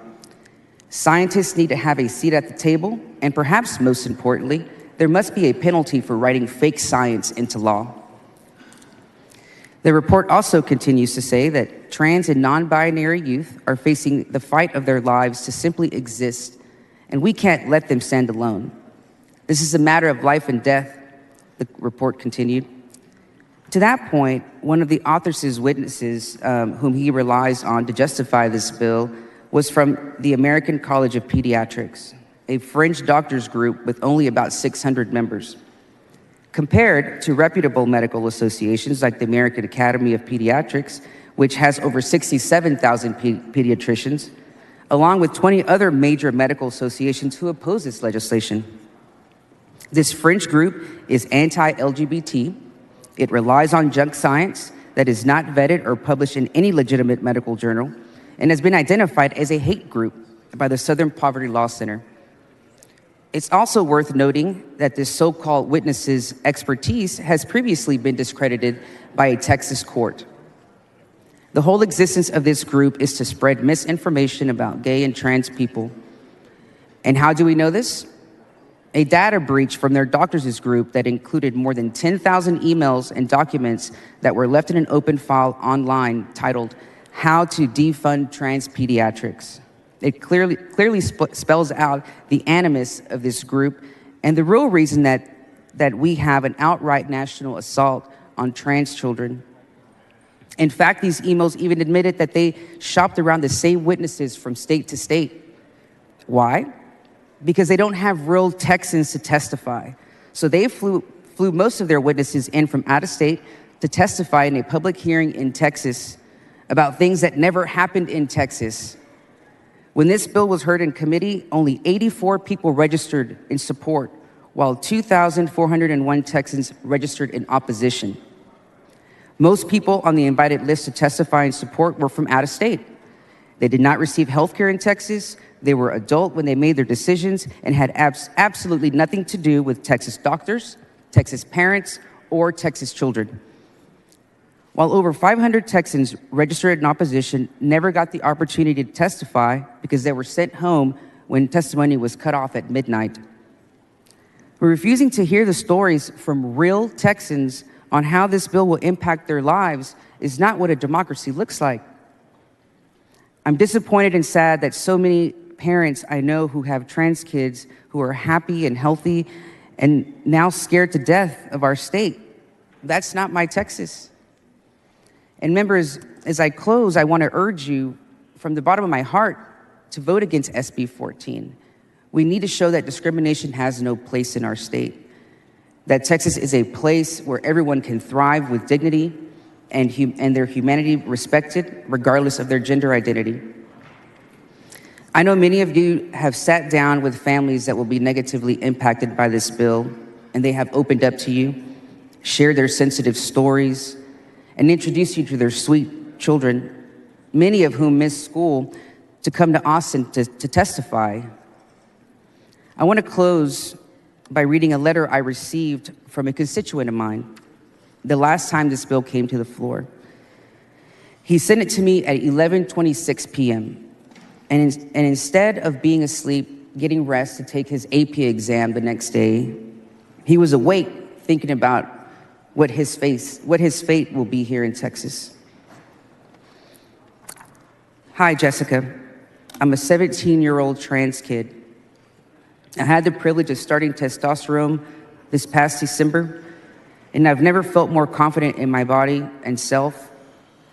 The process of coming out and gaining support from my family has been difficult and taken time. There was a point when I did not see myself living to this point of my life. Seeing these changes happening in those around me who grew up to accept and support me, this has been the happiest point in my life. I've been looking at colleges and started a new job. However, whenever I look at the news and recent bills, all that hope is drained. I'm terrified for the future of me and other trans youth living in Texas. I have only 1 year until I will be safe from this bill, but so many others aren't so lucky. It's incredibly disheartening to see children's livelihoods turned into a political stance. Children are taking their own lives, yet they cannot see past what they choose to. I have been taking AP Government this year, but I still don't know how many ways I can help or if I can at all. I'm not sure if this message will reach you or change the circumstances, but I just needed an outlet. I need to feel that I have done something, even if it's meaningless. Please advocate for trans kids who have to fight every day just to be respected. Being trans is not a choice. If it was, and I and many others would have stopped a long time ago. Dysphoria can be crippling, and shutting off these resources is a death sentence for so many. I'm scared and I don't know what the future looks like. Maybe things will keep getting worse for us. I don't understand why my identity and struggles are so infuriating to some. All we want to do is live. Hormones increase the quality of life for so many. They should not be perceived in such a negative light. They saved my life and will be able to save so many more if this bill is not passed. Members, I want you to remember these stories and these faces of these families and these folks who will be affected by this bill, and I encourage you to vote no. Thank you. The chair recognizes Dr. Oliverson to close on the bill. Thank you, Mr. Speaker. Members, and I close.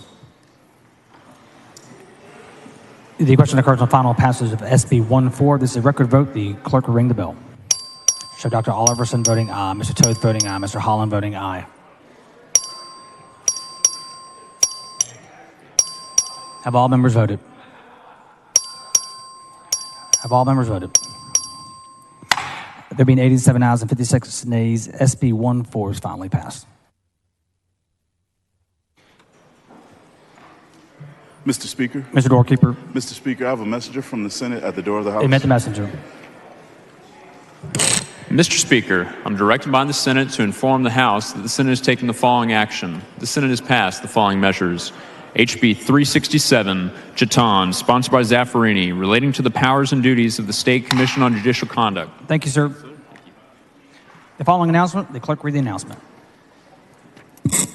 The Committee on Pensions, Investments, and Financial Services will meet today upon adjournment at dusk 1:20 in a formal meeting to consider pending, referred, and committee business.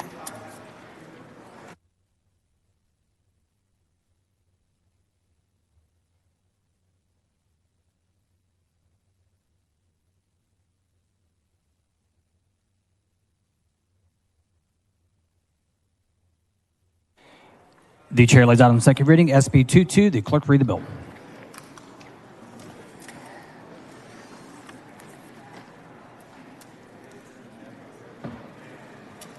SB 22 by Springer, relating to the establishment of grant programs to provide financial assistance to qualified sheriff's departments, district attorney's offices, and county attorney's offices in rural counties. The chair recognizes Mr. Guillen to explain the bill.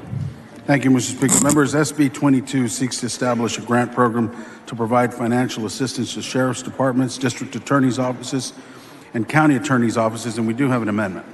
The following amendment, the clerk read the amendment.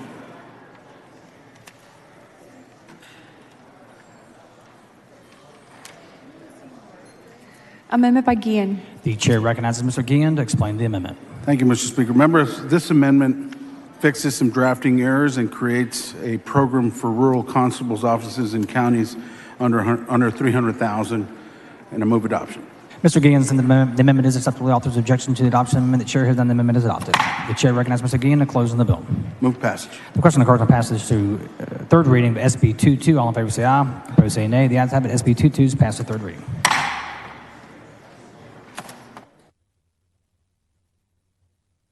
The chair lays out on second reading SB 1045. The clerk read the bill. SB 1045 by Huffman, relating to the creation of the 15th Court of Appeals with jurisdiction over certain civil cases, the compensation of the justices of that court, and the jurisdiction of the courts of appeals in the state, authorizing fees. The chair recognizes Mr. Landgraf for a motion. Thank you, Mr. Speaker. I move to postpone further consideration of SB 1045 until Thursday at 10 a.m. Members heard the motion. Objection. Chair hears none. So ordered. The chair lays out on second reading SB 1648. The clerk read the bill. SB 1648 by Parker, relating to the Centennial Parks Conservation Fund to be administered by the Parks and Wildlife Department. The chair recognizes Mr. Wally to explain the bill. Thank you, Mr. Speaker. Members, SB 1648 is a bill that doesn't occur often in the legislature, so I do want to thank a couple of members, Chairman Bonin, obviously Speaker Phelan, Chairman Ken King, Representative Holland, Senator Parker, Chair Ashby for their work and their staff's work on getting SB 1648 across the line. This bill seeks to create a trust fund for the purpose of acquiring real property for the expansion and creation of state parks in our system. More specifically, the bill would create the Centennial Parks Conservation Fund for the creation and expansion of that system. The trust fund would continue to generate new funds from the interest over the years, allowing the Texas Parks and Wildlife Department to continue to have access to funds for land acquisition. The fund would be an essential tool in ensuring Texans have access to public parklands for generations to come. This effort is a transformational effort, a Teddy Roosevelt kind of initiative. It's a legacy investment that would allow many Texans, 30 million Texans to live in Texas, access to state parks. I have an accompanying JR with this bill authorizing the transfer of the state revenue to fund and capitalize the fund, and I move passage. The question occurs on passage to third reading to SB 1648. This is a record vote. The clerk will ring the bell. Show Mr. Wally voting aye.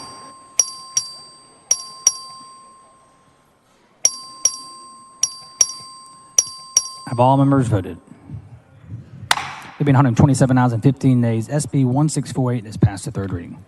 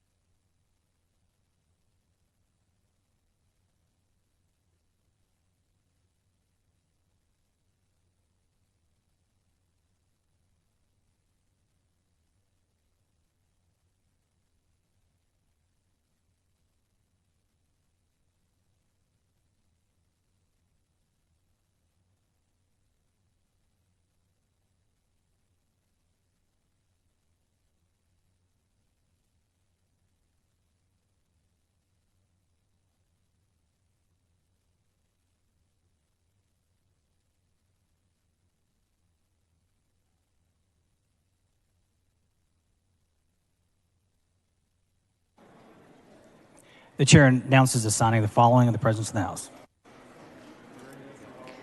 SB 543, SB 784, SB 1124, SB 1155, SB 1180. The chair lays out SJR 74 in second reading. Clerk will read the resolution. SJR 74 by Parker, proposing a constitutional amendment providing for the creation of the Centennial Parks Conservation Fund to be administered by the Parks and Wildlife Department. The chair recognizes Mr. Wally to explain the resolution. Thank you, Mr. Speaker. Members, thank you for the opportunity to lay out Senate Joint Resolution 74. This is the accompanying joint resolution to SB 1648 we just passed. I do have an amendment. The following amendment, the clerk read the amendment. Amendment by Wally. The chair recognizes Mr. Wally to explain the amendment. Thank you, Mr. Speaker. Members, this amendment is requested by the Comptroller's Office so that we used and included standard Comptroller language. And secondly, we also strike the specific reference to the $1 billion transfer so that we give flexibility to the appropriators in the conference committee process that is acceptable to the author. Mr. Wally sends an amendment. The amendment is acceptable to the author. The objection to the adoption amendment. The chair hears that the amendment is adopted. The chair recognizes Mr. Wally to close on the resolution. Thank you, Mr. Speaker. This JR also puts a constitutional amendment before Texas voters in the upcoming November 2023 elections, authorizing the creation of the fund. I appreciate the opportunity to lay out the JR for this 1648, and I move passage. The question occurs on the adoption of the resolution. This is a record vote required by the Constitution. The clerk will ring the bell. Show Mr. Wally voting aye. Show Mr. Burrows voting aye. Have all members voted? All members voting? There being 123 ayes and 21 nays, SJR 74 is adopted. The chair lays out on second reading SB 267. The clerk will read the bill. SB 267 by King, relating to a law enforcement agency accreditation grant program. The chair recognizes Mr. Burrows to explain the bill. Thank you, Mr. Speaker. Members, SB 267 will require certain law enforcement agencies such as sheriffs, constables, marshals, and ISD to become accredited and provide grant funding to assist with the process. With that, I move passage. The question occurs to pass the third reading of SB 267. All in favor say aye. Opposed say nay. The ayes have it. SB 267 is passed the third reading.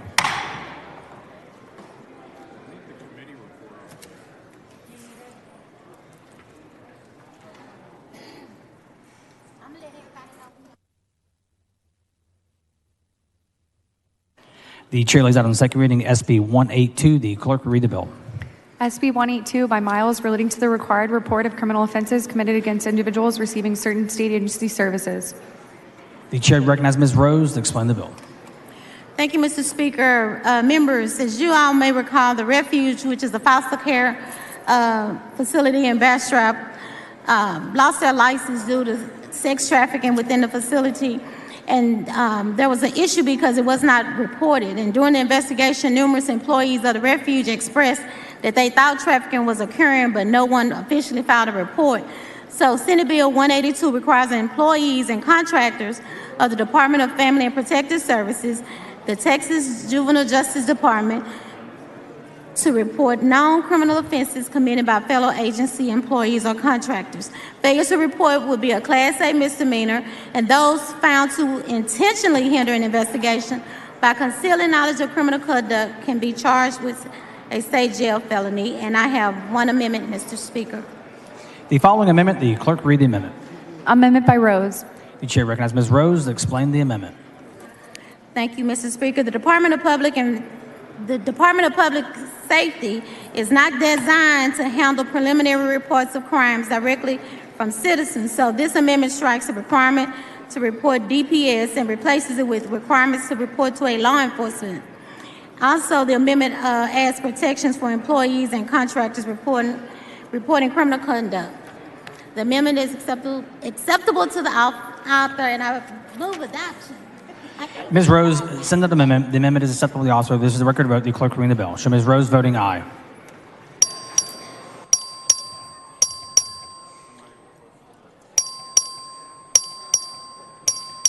Have all members voted? There being 105 ayes and 33 nays, the amendment is adopted. The chair recognizes Ms. Rose to close on the bill.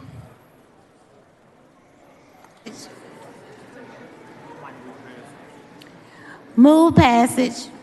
The question occurs, passes to third reading of SB 182. All in favor say aye. Opposed say nay. The ayes have it. SB 182 is passed to third reading.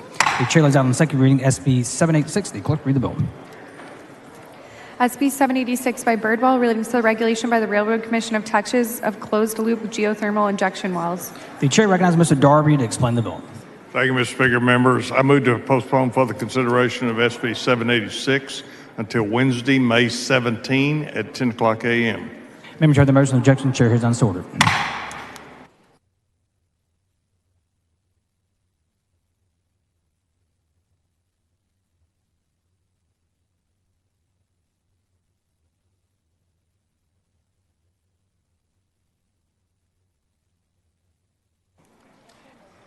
The chair lays out on second reading SB 1054. The clerk read the bill.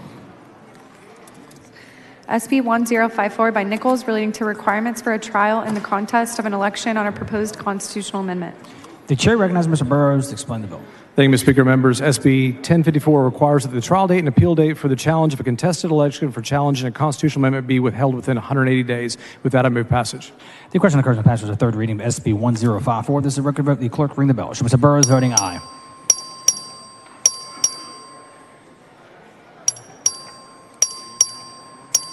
Have all members voted? There being 142 ayes and 1 nay, SB 1054 is passed to third reading. The chair lays out on second reading SB 989. The clerk read the bill. SB 989 by Huffman relating to health benefit plan coverage for certain biomarker testing. The chair recognizes Dr. Bonin to explain the bill. Thank you, Mr. Speaker. Biomarker testing is a crucial aspect of an area of medicine we call precision medicine that enables doctors to use a patient's specific genetic information to make a better diagnosis and better treatment decisions for cancer and certain types of rare diseases. The health coverage for this is rather sporadic and inconsistent. This legislation would establish guidelines for health insurers to provide this coverage for biomarker testing. Included in the guidelines, in addition to FDA approval, would be clinical utility of the biomarker testing. I move passage. The question occurs and passes to third reading SB 989. All in favor say aye. Opposed say nay. The ayes have it. SB 989 is passed to third reading. The chair lays out on second reading SB 409. The clerk will read the bill. SB 409 by Hinojosa relating to the rights of victims, guardians of victims, and close relatives of deceased victims in the criminal justice system. The chair recognizes Mr. Goldman for a motion. Thank you, Mr. Speaker. Members, I move to postpone further consideration of Senate Bill 409 until today at 4:30. Don't blame me, blame Mr. Leach. Members heard the motions. Objection. Chair hears none. So ordered. The chair lays out on second reading SB 478. The clerk will read the bill. SB 478 by Zaffarini relating to the administration of the motorcycle operator training and safety program requiring an occupational license, authorizing a fee. The chair recognizes Mr. King Hemphill to explain the bill. Thank you, Mr. Speaker. Members, SB 478 would increase the number of motorcycle instructors and in effect the number of classes, enabling more potential motorcyclists. Move passage. The question occurs and passes to third reading SB 478. All in favor say aye. Opposed say nay. The ayes have it. SB 478 is passed to third reading.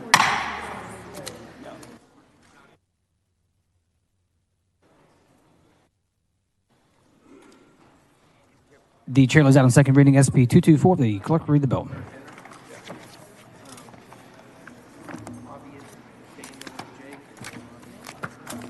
SB 224 by Alvarado relating to the prosecution of and punishment for theft of a catalytic converter, increasing a criminal penalty.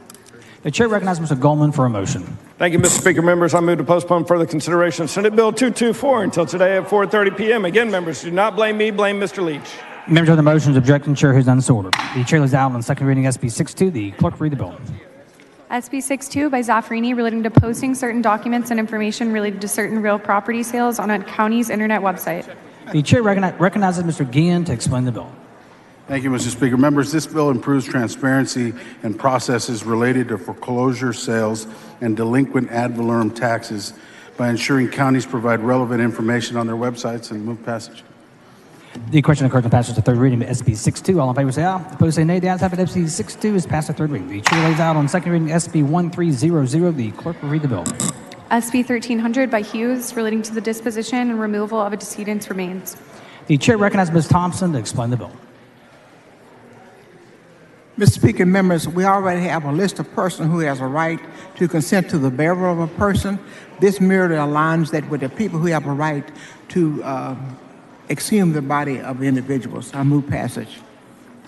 The question occurs on passage of third reading of SB 1300. All in favor say aye. Opposed say nay. The ayes have it. SB 1300 is passed to third reading. The chair lays out on second reading SB 1246. The clerk will read the bill. SB 1246 by Huffman relating to the investment authority of certain state agencies and the confidentiality of certain information related to those investments. The chair recognizes Dr. Bonham to explain the bill. Thank you, Mr. Speaker. Senate Bill 1246 is going to allow TRS and the Comptroller's Texas Treasury Safekeeping Trust Company to improve their investment returns for their respective funds, and I have an amendment. The following amendment, the clerk read the amendment. Amendment by Bonin. The chair recognizes Dr. Bonham to explain the amendment. This amendment will allow the Comptroller to reduce from a quarter to 10% the amount that is kept in more extremely liquid assets, and allowing them to make better use of the other 90% of the fund. I move adoption. Dr. Bonin sends an amendment. The amendment is acceptable to the author's objection to the adoption of the amendment. The chair hears none. The amendment is adopted. The chair recognizes Dr. Bonin to close the bill. Move passage. The question occurs on passage of third reading SB 1246. This is a record vote. The clerk will ring the bell. Dr. Bonin voting aye.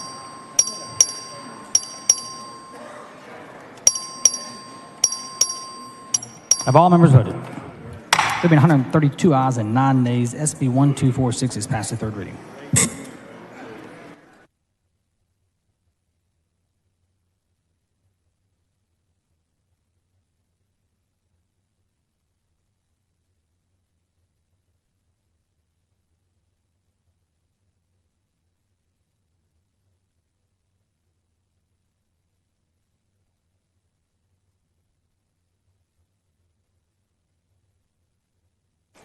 The chair lays out on second reading SB 1245. The clerk will read the bill. SB 1245 by Huffman relating to contributions to, benefits from, and the administration of the Judicial Retirement System of Texas, Plan 2. The chair recognizes Dr. Bonin for a motion. Thank you, Mr. Speaker. I move to postpone further consideration of Senate Bill 1245 until Wednesday at 10 a.m. Members of the motion's objection, chair has done so ordered. Dr. Bonin. The chair lays out on second reading SB 1237. The clerk will read the bill. SB 1237 by Flores relating to compensation and leave for certain security officers or investigators commissioned as peace officers by the Comptroller. The chair recognizes Mr. Guerin to explain the bill. Thank you, Mr. Speaker. Members, Senate Bill 1237 moves the commissioned peace officer for the Comptroller from a Schedule B to Schedule C. I move passage. The question occurs on passage of third reading SB 1237. All in favor say aye. Opposed say nay. The ayes have it. SB 1237 is passed to third reading. The chair lays out on second reading SB 1213. The clerk will read the bill. SB 1213 by Zaffarini relating to establishing the Mold Assessment and Remediation Advisory Board at the Texas Department of Licensing and Regulation. The chair recognizes Mr. Goldman to explain the bill. Thank you, Mr. Speaker. Members, this is a request from TDLR to set up a Mold Advisory Board. Move passage. The question occurs on passage to third reading of SB 1213. This is a record vote. The clerk will ring the bell. Show Mr. Goldman voting aye.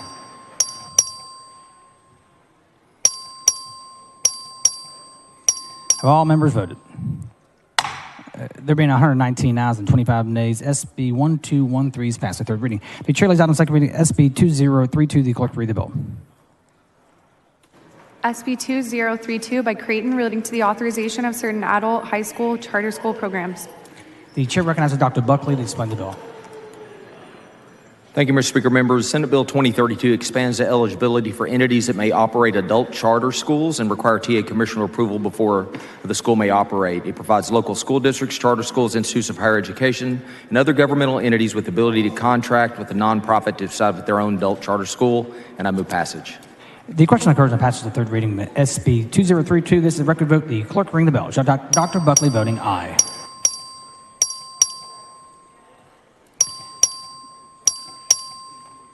Have all members voted? There have been 143 ayes and 1 nay. SB 2032 is finally passed. The chair lays out on third reading second reading SB 2173. The clerk will read the bill.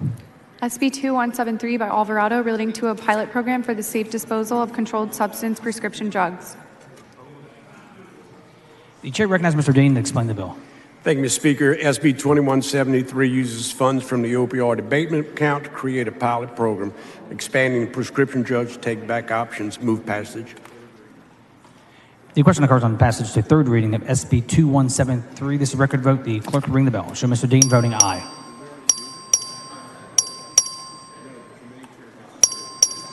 Have all members voted? There have been 112 ayes and 32 nays. SB 2173 is passed to third reading.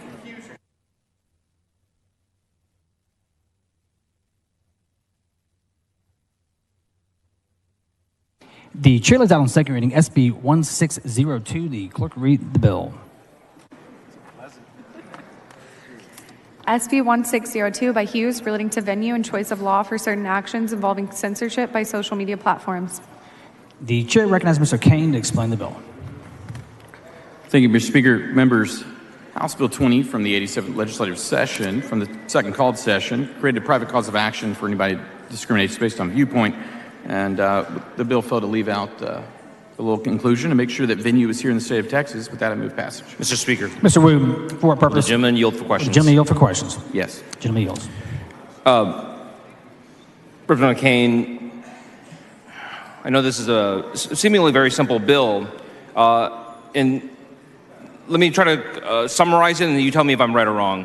So, last session we passed some legislation that would allow people to have a right of action against social media companies. Is that correct? That's correct. Okay. And notwithstanding that, whenever you create a profile with a social media company, most of us, basically 99.99% of social media platforms have a agreement or a contract that the user signed, correct? Yeah. User agreement, that's correct. Okay. And we would consider those contracts. Those are written agreements that in exchange for allowing user the user platform, the user and then agrees to the terms of the usage. It is a contract. Okay. So this piece of legislation would override existing contracts and say, even if your contract with a social media platform says, venue, because we're a Delaware company, venue is in Delaware. I mean, that can be your interpretation of it. The purpose of this is to ensure that the cause of action for the venue is held in Texas. No, I'm just trying to figure out how this bill is going to work. So if I say, let's say, I joined Twitter in 2011 and I signed a user agreement that said the venue for any litigation is Delaware because we're a Delaware company, this legislation would override that, correct?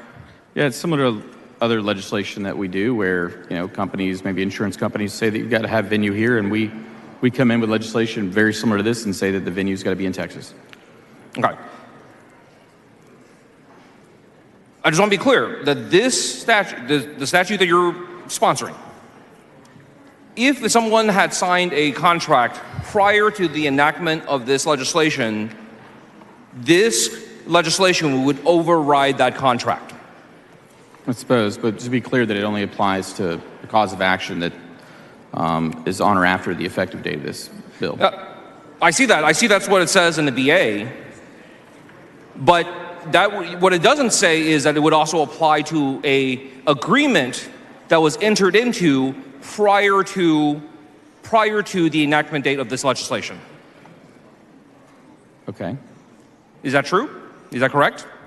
I mean, if that's your interpretation, all I know is that this is applying to any of those user agreements for the purpose of venue for this particular cause of action. It does not displace venue issues for anything else. I'm not. This is not a gotcha question. This is for the purposes of legislative intent. If someone says, I agreed to a contract, I signed a user agreement contract with a social media company or whatever, and it occurred prior to the enactment date of this legislation. Are you following me? Okay. You signed the contract, you agreed to the contract prior to the enactment date. Okay? Would this legislation, if it is signed into law, would it go backwards in time and undo that provision of that contract? Yeah. Look, I mean, the purpose of this is to clarify that cases brought by Texas users against, social media companies that meet the threshold for House Bill 20, those companies under this new law, proper venue would be here in Texas. So I assume so. So that's thank you for that answer, but that's not my question. The question is, you're talking about a cause of action. I'm talking about an agreement with a private company. Do you understand the difference? Yeah. Okay. So I'm not talking about the cause of action when the cause of action accrues. I'm talking about when the contract was signed. Meaning that, let's use my example. I signed up for Twitter in 2011. That's how far back my user agreement goes to, okay? And so my user agreement has been intact and has been in place since that time.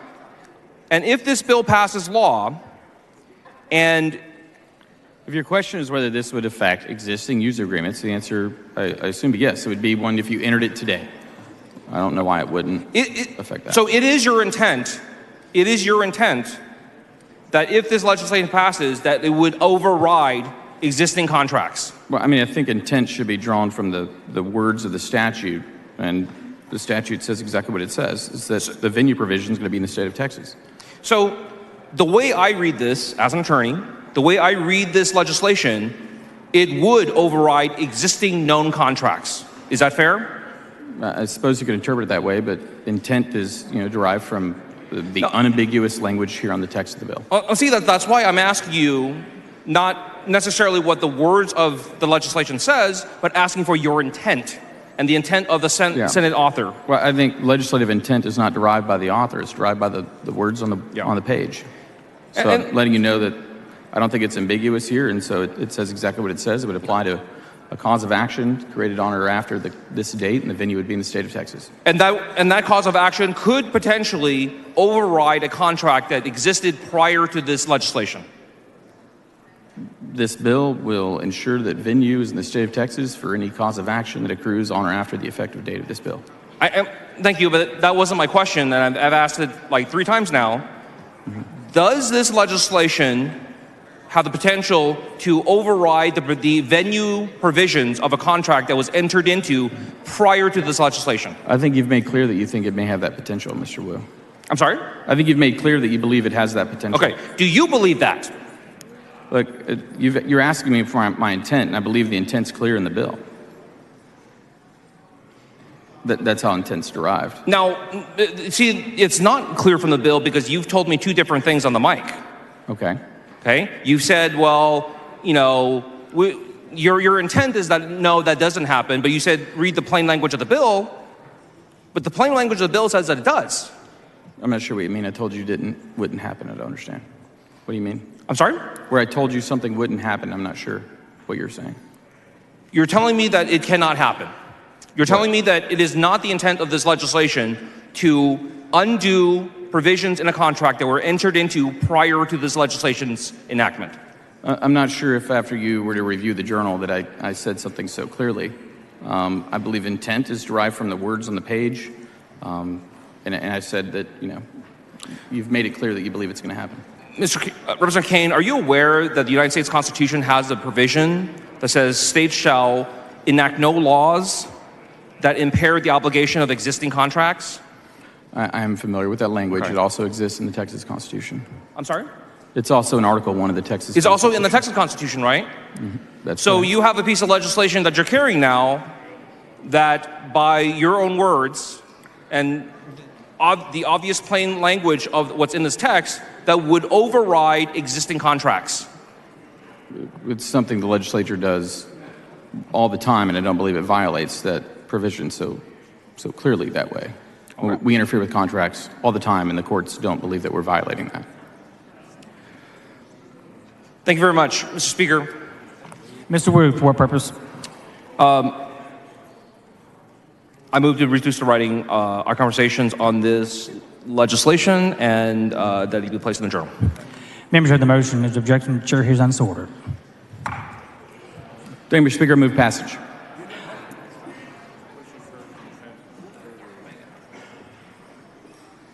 The question occurs and passes the 3rd reading of SB 1602. This is a record vote. The clerk will ring the bell. Sorry. Show Mr. Kane voting aye. Show Mr. Kane voting aye. Have all members voted? There being 81 ayes and 63 nays, SB 1602 is passed the 3rd reading.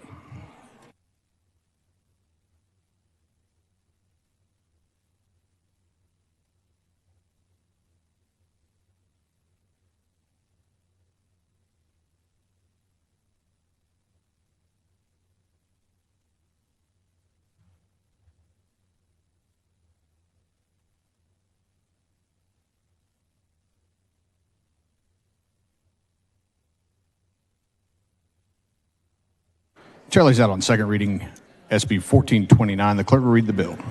SB 1429 by Hinojosa relating to the use of standardized examinations by a school of nursing or educational program. The chair recognizes Mr. Herrero to explain the bill. Thank you, Mr. Speaker. Senate Bill 1429 requires the State Board of Nursing to adopt rules to prohibit the use of standardized exams as a graduation requirement. I move for passage.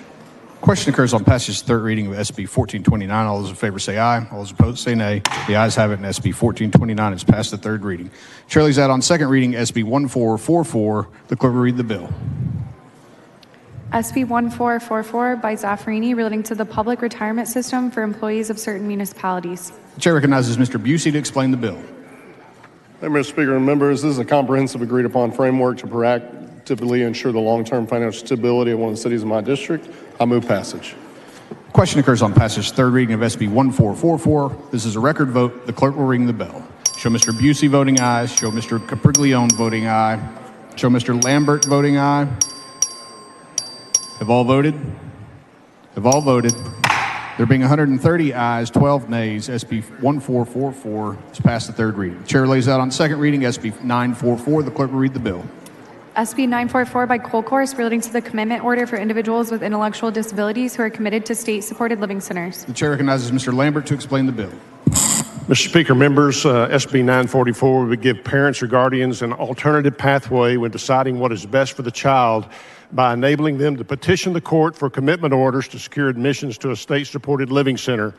To obtain a commitment order from the court, the petitioner would need to prove beyond a reasonable doubt that the statutory requirements required for admission are met. Move passage. The question occurs on passage third reading of SB 944. All those in favor say aye. All those opposed say nay. The ayes have it, and SB 944 is passed the third reading.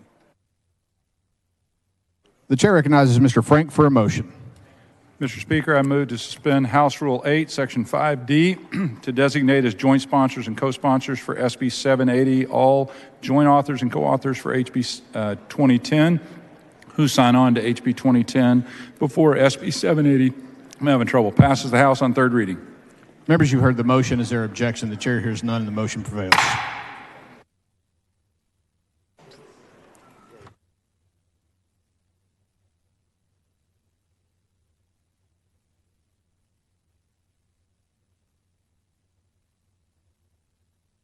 Mr. Doorkeeper. Mr. Speaker, I have a messenger from the Senate at the door of the House. Admit the messenger. Mr. Speaker, I'm directed by the Senate to inform the House that the Senate has taken the following action.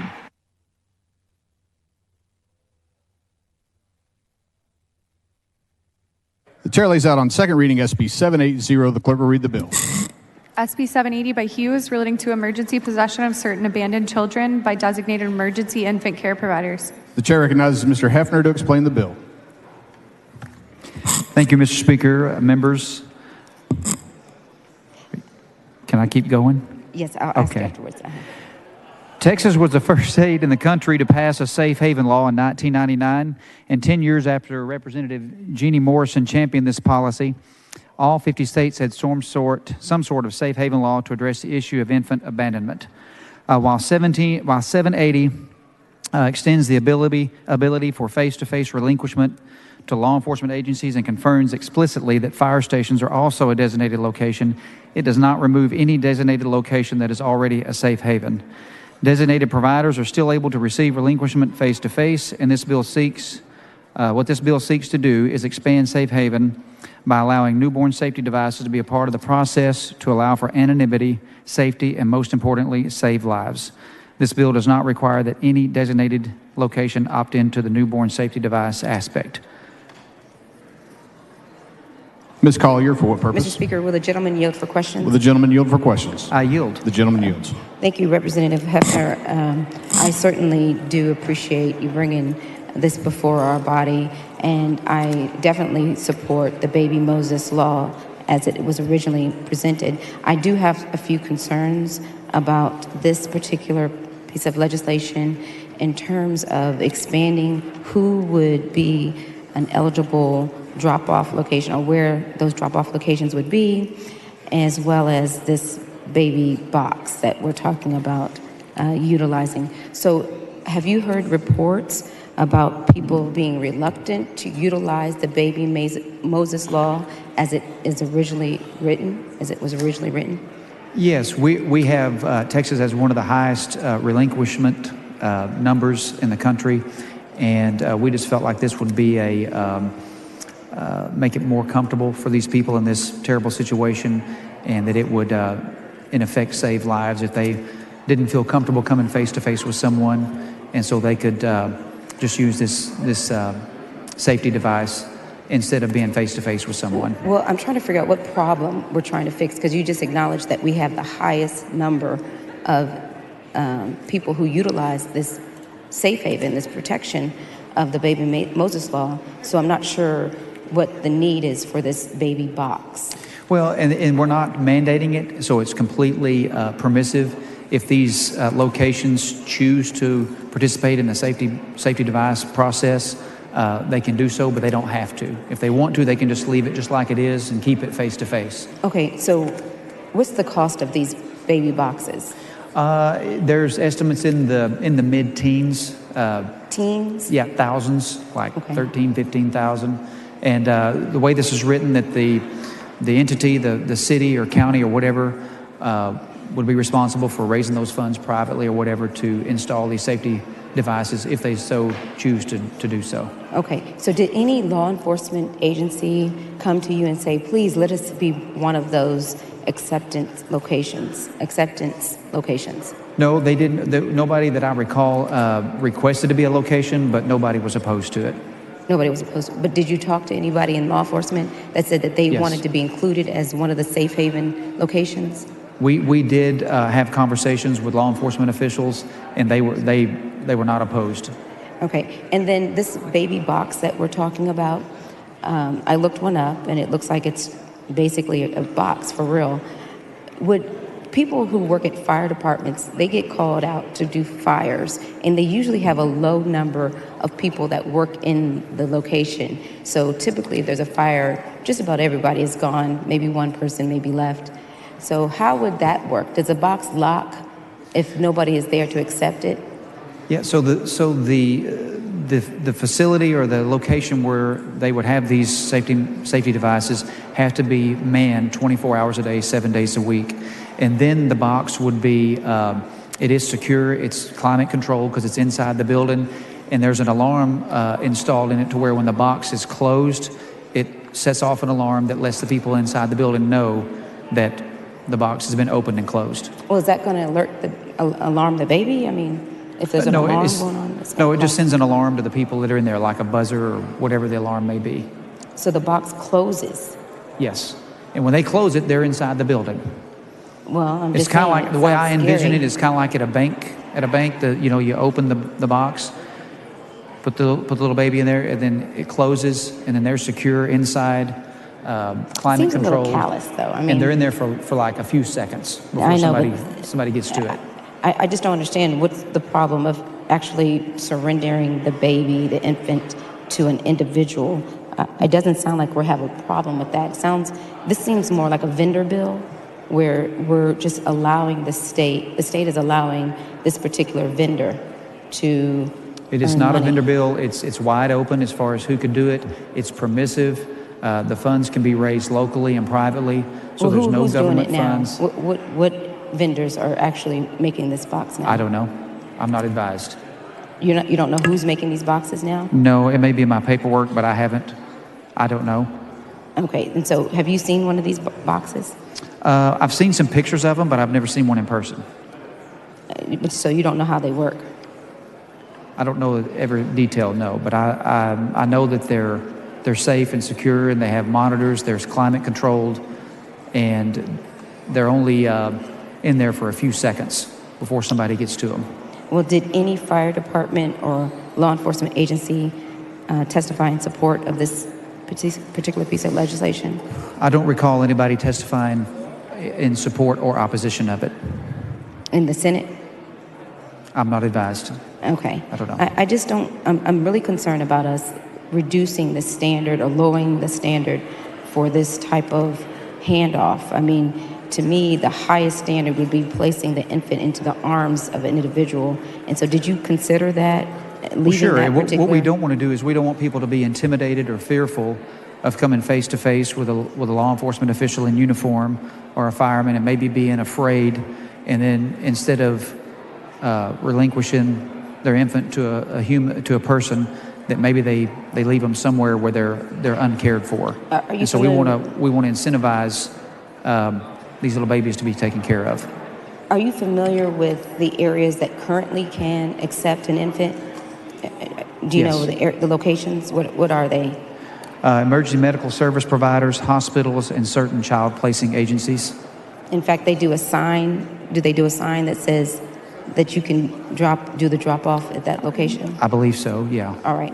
And so the box you felt was more needed when you're talking about a fire department or a Police station because of the fear of Right. using... I think our opinion was that, and our feeling was that most people believe that a fire department is already a designated relinquishment location, and so this just kind of makes it official. And so once we they... added the police stations as well. Okay, so the police station, they're supposed to take the infant to the hospital, right?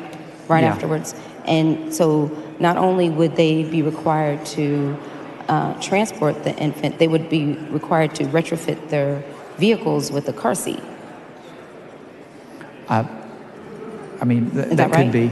Well, I mean, if they're going to have to take the infant to the I hospital. mean, it's an emergency vehicle. I mean, I'm sure they would take all the safety precautions that were, that made sense. Well, I'm just not sure if they're retrofitted for a car seat in the back seat of a police vehicle. The part that's already in the law, there's a statement in here, section 262.302, section C says a designated emergency infant care provider who takes possession of a child under this section shall perform any act necessary to protect the physical health or safety of the child. So it's in the code already that they have to do I know, but whatever we're is adding necessary to protect police these stations. babies. We're adding the law enforcement agencies and fire departments. It says a designated emergency infant care provider. And Yes. so under this new law, police departments and fire departments would be designated emergency infant care providers. And all I'm saying is I'm not sure if they're equipped to do any type of transportation with the existing vehicles that they have. Well, I don't know that a child placement center is either. I mean, I hospital. think we can trust our law enforcement and fire department officials to do what's right and to take necessary precautions to keep these babies safe. Okay. All right. Thank you. Thank you. Move passage. Hold on a second. Mr. Raymond, for what purpose? Mr. Speaker, would the gentleman yield for a couple of questions? Gentleman yield for questions. Absolutely. Gentleman yields. And members, this is a really important bill because you want to talk about pro-life and you want to talk about taking care of kids. This bill is really, really important because we're talking about infants. We're talking about little babies. And I support what you're trying to do here. Thank you. I support it. But I think we should maybe give a little bit more consideration to what happens to that baby when that baby is brought into a fire station. Because my feeling from talking to a lot of folks out there is when a young parent, and usually it's going to be a young parent, drops off a baby that they want to give away, and we're not going to question them. We're not going to grill them. But you go put that baby in a box, that baby may well be sick and dying or choking or turning blue or something's happening to them. What I like about your bill is that someone has to be there 24 hours. Is that right? Correct. Somebody has to be there 24 hours, correct? Correct. And the I would box ask has you, I know to there's be- an amendment coming up. I know there's an amendment coming up that you have to put, you would place that baby into a person's arms. They could do an assessment. It's a fire station. They got EMS there. They can do an assessment on that baby to see if they're choking, to see if they're dying, to see if there's something that's putting their life in peril in that moment. And I hope that you'll consider, I think this is where you want to get anyway. You want to save that baby's life, right? Yes. You want to save that baby's life, as do I. So I really think we're going to save more of those babies' lives when they drop them off, when that parent, whatever's going on in their head, they don't want that baby anymore. They want to discard that baby. Instead of putting them in a dumpster, that they'll bring them there, that they know, that person knows they don't have to, we're not going to grill them, but we're going to get that baby and put them into someone's arms, do a quick check to make sure there's not an emergency situation before we then put them into this device that Well, you this- referred this- to in the keep bill. in mind, this device it's installed in the building. So when they're inside this device, they are inside the building. They're only there for a few seconds. When this has happened before, it was way less than a minute. It was 30 or 40 seconds before somebody was to them. I hear you, but somebody has to be there already. So I wonder if you would consider, I'm going to support this, but I'll tell you, I think we will save more lives if you'll consider this amendment that's coming up that says, let them put it into a person's hand who has to be there anyway. The person's going to be there anyway, Representative. Well, what we don't want to do is we don't want them to fear retribution or fear prosecution, and so they may be uncomfortable putting it. And keep in mind, Representative Raymond, that these locations, these municipalities, police stations, fire stations, they don't have to do this.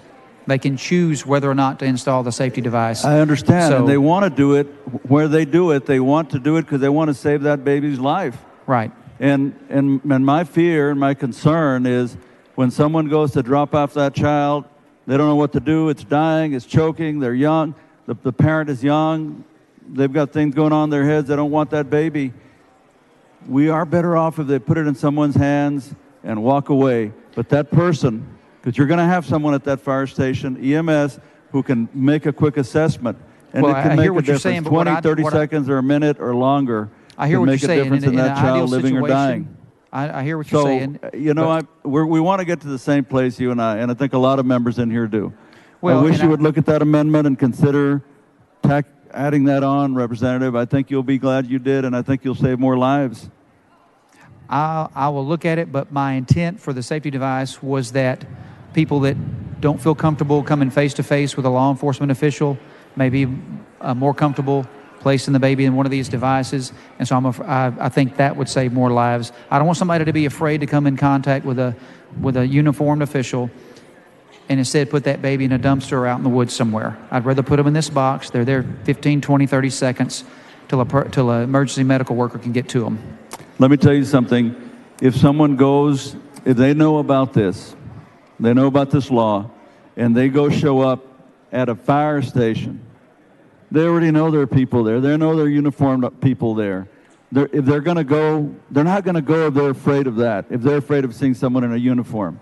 If they know about this law and they know that they can drop off that baby without any consequence, I believe that they'll be comfortable. They'll know enough about the law to know if I go drop off that baby there, I don't have consequences. But if they put that baby, who may be choking, who may be dying, who may be in distress, in someone's arms, we may save more lives. I hope you'll consider this amendment that's coming up. The following amendment, the clerk will read the amendment.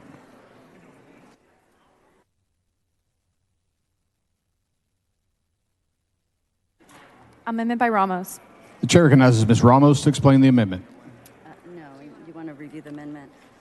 Thank you, Mr. Speaker. Members, on the heel of Mother's Day, many of you, men and women, went home to celebrate the fact that your spouse, your better half, is a mother. What this bill does, I want you all to be clear. We currently have safe haven laws. If I am a mother in distress, I can go to one of these emergency infant care providers and drop off the child to an individual, because the bill currently requires, the current statute requires there be an individual working there. What Rep. Hefner's bill allows is there to be a box where a mother can drop off the child in a box. Now he's saying, well, the child's only going to, the infant, not the child, the infant, the baby will be placed in a box. He's saying 20, 30 seconds. We don't know that. Yes, it's a box with an alarm. But these places where you can put the child in a box have to be manned 24 hours with a person, with a staff member there. My amendment says, hand the baby to the staffer. Do not put the baby in a box out in whatever facility. That is not okay. There is likely some vendor behind this pushing this movement. We're going to have a box with an alarm. That's not okay. To put an infant child in a box is not okay. One of the things Representative Hefner mentioned is Texas has the highest rate of relinquishment in the safe haven space, where that we have the highest rate than any other state where a parent is relinquishing the child. Well, if that's the case, then why mess up the system? If these individuals in Texas are already highest rate, then let's continue, instead of using money to create a box and support a vendor, let's use that money to support a public information campaign so that parents can know that they have this right to leave their child at a fireplace, to leave their child at a police station or a hospital if they no longer want that child.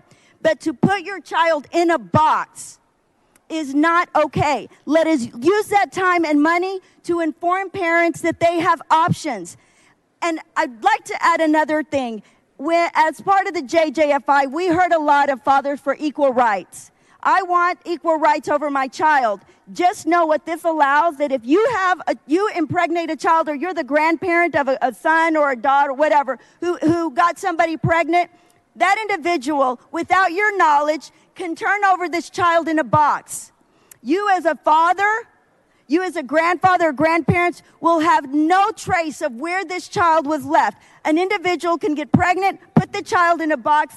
You've lost all your grandparent access to this child. There was no avenue for you to say, hey, let me step up. Don't put my grandbaby in a box. I want to parent this child. What this bill does, currently the law says a parent can already do this. Under 60 days young, the baby can go to one of these facilities. You can drop out this facility, no questions asked. That's the law already. He wants to add on top of this, put a box there so that some vendor can get rich and your baby, your grandchild, your whatever will be stuck in that box. No traces of anything. And that child, we don't know that will be in that box for 30 seconds or 30 minutes. If there is already supposed to be a staffer there, my amendment says hand the baby to the staffer. They still can't ask questions, but be humane about this. Hand the baby to a staffer. Don't just put it in a box. And last point, Representative Raymond mentioned, what if the baby is sick? What if the baby is choking? You put that baby in a box, wait 30, 40 seconds later, that baby may be dead. You give it to a person who's already supposed to be staffed there, they may save that baby's life. What I'm saying is say no to putting babies in these boxes, hand the baby to an individual, and that is how we're going to continue to be not only a safe haven for infants in Texas, but at the very least we can save babies' lives. Thank you. The chair recognizes Mr. Hefner in opposition to the amendment. I ask that you support my amendment. Thank you, Mr. Speaker. Members, I just saw this a few seconds ago. Look, these safety devices are safe. They have an alarm in them. They're inspected regularly. And I think this will increase lives that will be saved. I ask you to stick with me and oppose this amendment. The chair recognizes Ms. Ramos to close on the amendment. I think his closing said it all. I ask that you support my amendment. Ms. Ramos sends up an amendment. The amendment is not acceptable to the author. The question occurs on the adoption of the amendment. This is a record vote. The clerk will ring the bell. Show Mr. Hefner voting nay. Show Ms. Ramos voting aye. Have all voted? Have all voted? There being 63 ayes, 75 nays, the amendment fails to adopt. Does anyone wish to speak on, for, or against SB 780? The chair recognizes Mr. Hefner to close on the bill. Thank you, Mr. Speaker. I move passage. Question occurs on passage the third reading of SB 780. This is a record vote. The clerk will ring the bell. Show Mr. Hefner voting aye.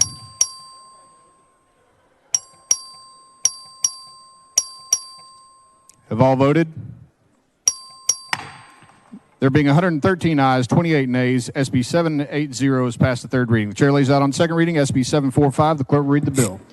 SB 745 by Cold Course relating to fraud prevention under certain healthcare programs. The chair recognizes Ms. Noble to explain the bill.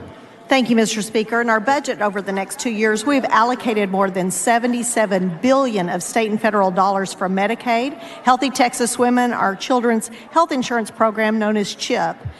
In the 74th legislature, the Texas Medicaid Fraud Prevention Act was passed, which authorized the Attorney General's Medicaid Fraud Division to investigate fraud in Medicaid spending. Last year alone, their investigations and enforcement efforts resulted in over $79 million recovered for taxpayers just in Medicaid fraud. However, we don't have that same oversight for CHIP and Healthy Texas Women. It's important that we are vigilant in assuring that those health insurance programs like Medicaid have someone looking out for fraud. To maintain our commitment to good governance, this bill allows the Office of Attorney General's Medicaid Fraud Division to pursue fraudulent activity in all our crucial services, Medicaid, Healthy Texas Women, and CHIP, on which our neediest Texans rely. I move passage. The question occurs on passage of the third reading of SB 745. All those in favor say aye. All those opposed say nay. The ayes have it, and SB 745 is passed the third reading. Chair lays out on second reading SB 1145. The clerk will read the bill. SB 1145 by West, relating to an exemption from ad valorem taxation of real property used to operate a child care facility. Chair recognizes Mr. Tallarico to explain the bill. Thank you, Mr. Speaker. Members, this bill allows counties and municipalities to provide property tax relief to child care facilities. I want to thank my joint author, Chair Button and Senator West, for making this possible. It's a big win for child care centers and their workers, a big win for children and families, and a big win for our economy. Mr. Speaker, I move passage. Question occurs on passage of the third reading of SB 1145. This is a record vote. The clerk will ring the bell. Show Mr. Tallarico voting aye. Show Mr. Meyer voting aye. Show Ms. Jim Button voting aye. Have all voted. There being 71 ayes, 69 nays, SB 1145 is passed the third reading. Chair lays out on second reading SB 895. The clerk will read the bill. SB 895 by Johnson, relating to modernizing the regulation of money services businesses. The chair recognizes Mr. Lambert to explain the bill. Thank you, Mr. Speaker. Members, SB 895 seeks to align Texas law with a single set of nationwide standards based off of current Texas law for money transmitters to follow. Current Texas statutes regulating money transmission were originally adopted in 2005.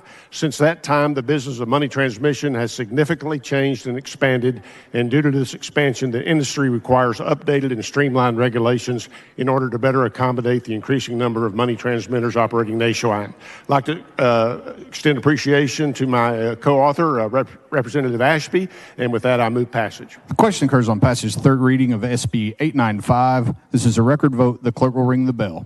Show Mr. Lambert voting aye.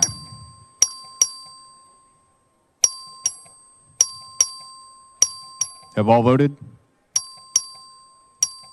Have all voted? There being 118 ayes, 24 nays, SB 895 is passed the third reading. The chair lays out on second reading SB 922. The clerk will read the bill.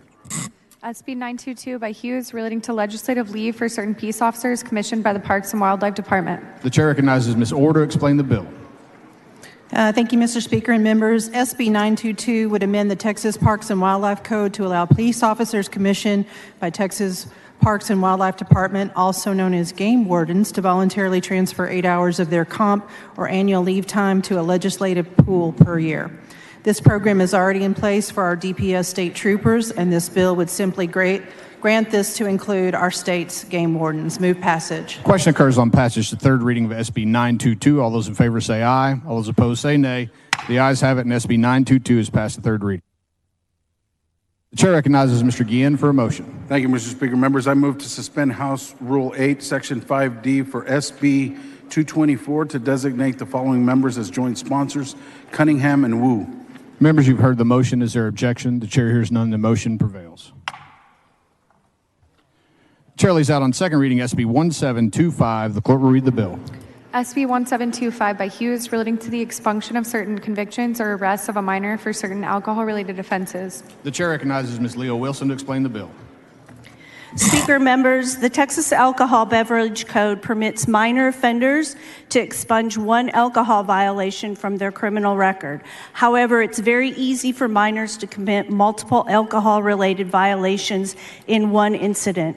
For example, a college freshman caught with a can of beer might be charged with public intoxication, minor in possession of alcohol, and open container violation. Only one of these charges may be expunged from the minor's record. This is why 1725 modifies the Alcohol and Beverage Code to allow first-time minor offenders who go through the alcohol docket to get all charges for one single incident expunged. Since the state of Texas offers minors a second chance for making stupid mistakes, then we must ensure that that second chance is real. And members, this is not for more serious violations like drunk driving or assault. The expungement process is already limited to the Alcohol and Beverage Code. I move passage. Question occurs on passage to third reading of SB 1725. All those in favor say aye. All those opposed say nay. The ayes have it, and SB 1725 is passed to third reading. Chair lays out on second reading SB 1768. The clerk will read the bill. SB 1768 by Creighton, relating to the correction or removal of certain obsolete provisions by the Property Code. The chair recognizes Mr. Bryant to explain the bill. Thank you, members. This bill amends 13 sections of the Texas Property Code to update archaic references to the old Vernon, Texas civil statutes, and also to remove references to the Residential Construction Commission, which sunsetted and abolished in 2009. I urge your adoption. Question occurs on passage to third reading of SB 1768. All those in favor say aye. All those opposed say nay. The ayes have it, and SB 1768 is passed to third reading.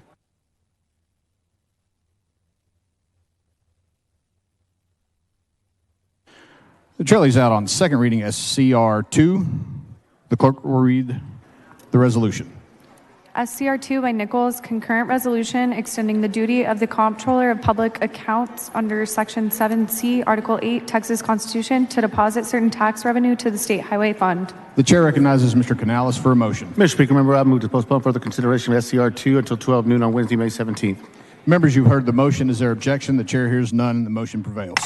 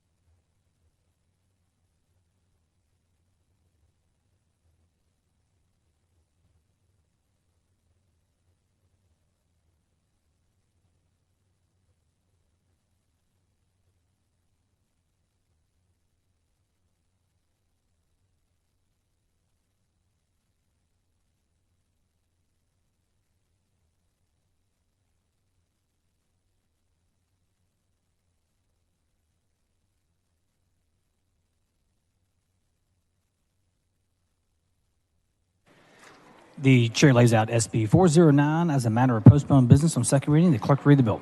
For what?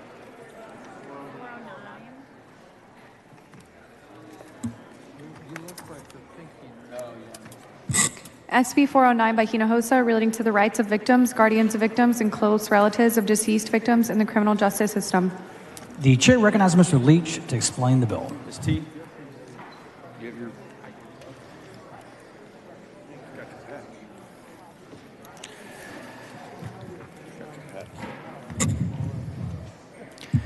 Thank you, Mr. Speaker. Members, sexual assault affects 6.3 million men and women throughout their lifetimes in the state of Texas. Only a small percentage ever report their victimization to law enforcement. The Texas Constitution states that a crime victim has the right to confer with a representative of the prosecutor's office and to receive information about the conviction, sentence, imprisonment, and release of the accused. It's our duty, members, to ensure that those rights are met and that this happens.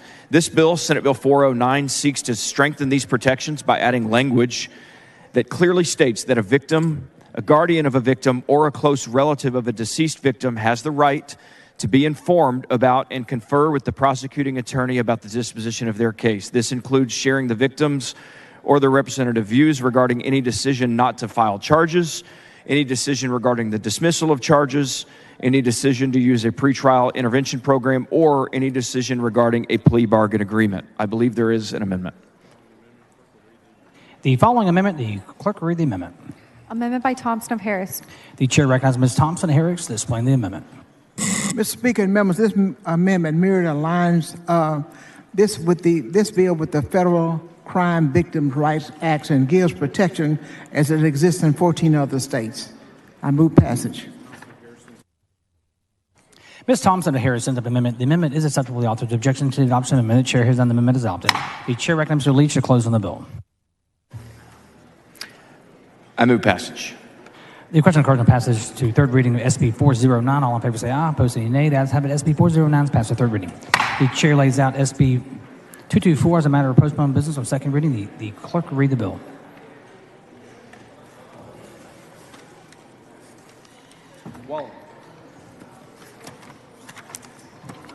SB 224 by Alvarado relating to the prosecution of and punishment for theft of a catalytic converter, increasing a criminal penalty. The chair recognizes Mr. Leach to explain the bill. Thank you, Mr. Speaker. Members, this bill addresses catalytic converter theft in the state of Texas. Members, according to the National Insurance Crime Bureau, catalytic converter thefts have risen over 1,200% since 2019. Chances are, if you haven't been affected by catalytic converter theft yourself, you know someone who has. Members, not only are these threats continuing to increase, but the theft has become an organized and increasingly violent crime. Last year in Harris County, Deputy Darren Almendarez, who this act is actually named for, was shot and killed when he interrupted three men attempting to steal a catalytic converter off of his personal vehicle outside of a grocery store. Members, Representative Wally, who's a joint author of this bill,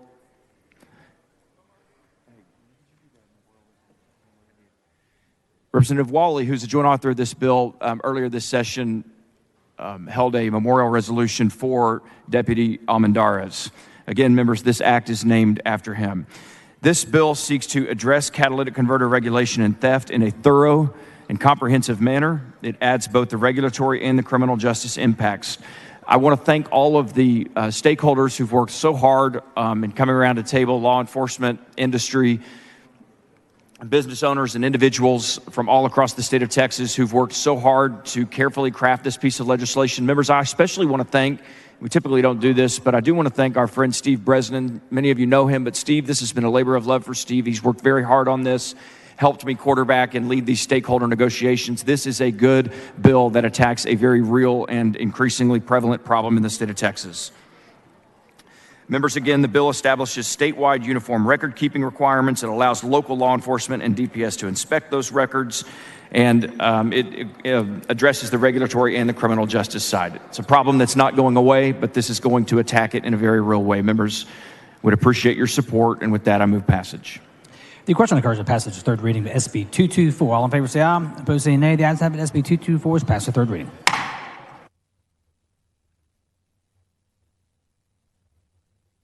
Members, we are about to go on to the list of items eligible.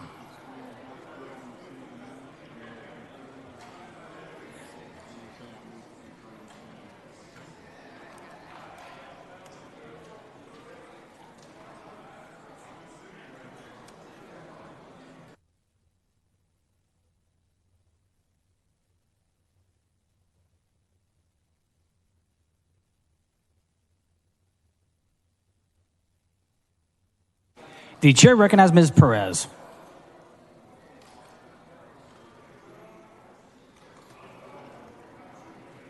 Thank you, Mr. Speaker. I call up House Bill 1706 with Senate amendments. The chair lays out HB 1706 with Senate amendments and recognizes Ms. Perez to explain the Senate amendments.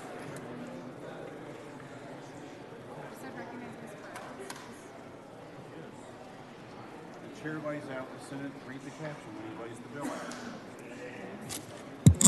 HB 1706 by Perez relating to the right of an insured to enter into a contract with a public insurance adjuster. Chair recognizes Ms. Perez. Mr. Speaker, I move that the House concur in with Senate amendments. Ms. Perez moved that the House concur with Senate amendments to HB 1706. This is a record vote. The clerk ring the bell. Show Ms. Perez voting aye.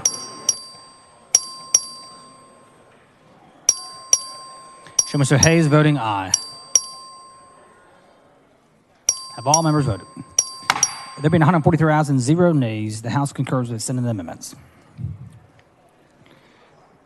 The chair recognizes Mr. Capriglione.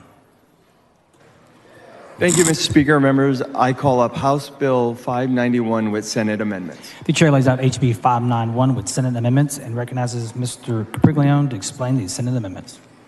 HB 591 by Capriglione, relating to an exemption from the severance tax for gas produced from certain wells that is consumed on site and would otherwise have been lawfully vented or flared. The chair recognizes Mr. Capriglione. Thank you, Mr. Speaker. Members, the Senate made some changes that were requested by the comptroller. These changes are acceptable to the author. With that, I move to concur with Senate amendments to House Bill 591. Mr. Capriglione moves the House concur in Senate amendments to HB 591. This is a record vote. The clerk will ring the bell. Sure, Mr. Capriglione voting aye. Have all members voted? There have been 140 ayes and 0 nays. The House concurs in Senate amendments to HB 591. The chair recognizes Ms. Plisa. Thank you, Mr. Speaker. Members, I call up House Bill 2899 with Senate amendments. The chair lays out The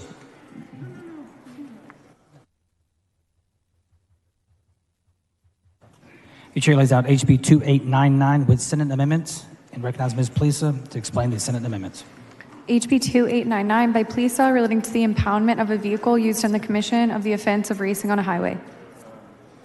Thank you, Mr. Speaker. Members, the Senate amendment simply adds reckless driving exhibition to the bill and gives law enforcement another tool to stop street racing. I move the Senate concurs with Senate amendments. The House concurs with Senate amendments. Ms. Plisa moves that the House concur with Senate amendments to HB 2899. This is a record vote. The clerk will ring the bell. Show Ms. Plisa voting aye.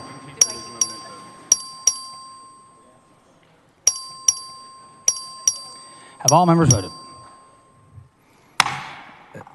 There being 115 ayes and 27 nays, the House concurs in with Senate amendments to HB 2899.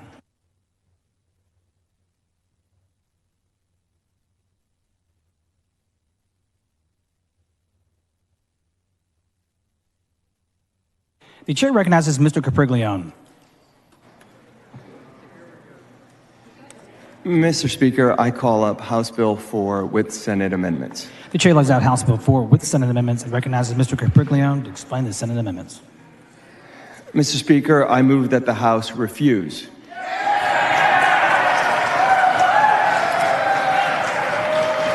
to concur in the Senate amendments and request appointments of a conference committee.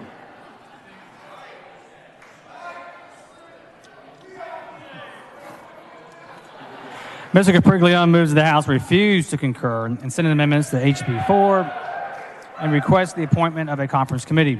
Is there any objection? Hearing none, the motion is granted. The following conferees, the clerk will read the conferees. House conferees on HB 4, Capriglione, Chair. Burrows, Button, Longoria, Meyer.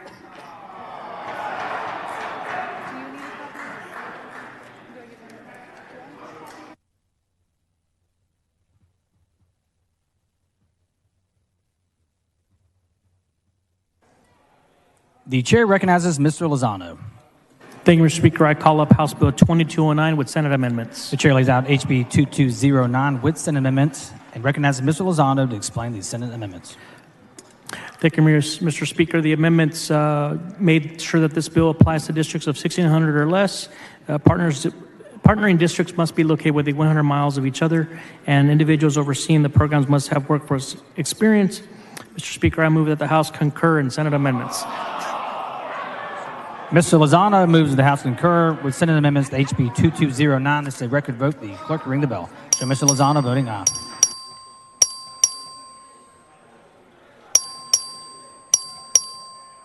Have all members voted? There being 120 ayes and 23 nays, the House concurs with Senate amendments to HB 2209.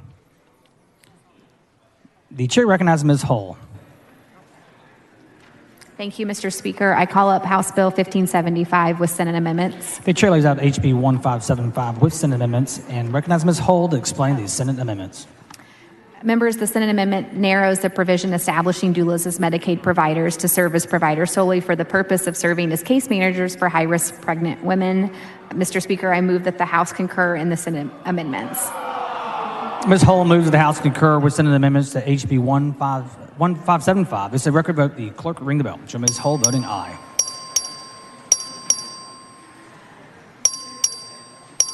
Have all members voted? There being 131 ayes and 12 nays, the House concurs with Senate amendments to HB 1575. The chair recognizes Ms. Goodwin. Mr. Speaker, I call up House Bill 59 with Senate amendments. The chair lays out HB 59 with Senate amendments and recognizes Ms. Goodwin to explain the Senate amendments. The Senate amendments do not change the substance of the bill. So with that, I move that the House concur with the Senate amendments. Ms. Goodwin moves the House concur with the Senate amendments to HB 59. This is a record vote. The clerk will ring the bell. Show Ms. Goodwin voting aye.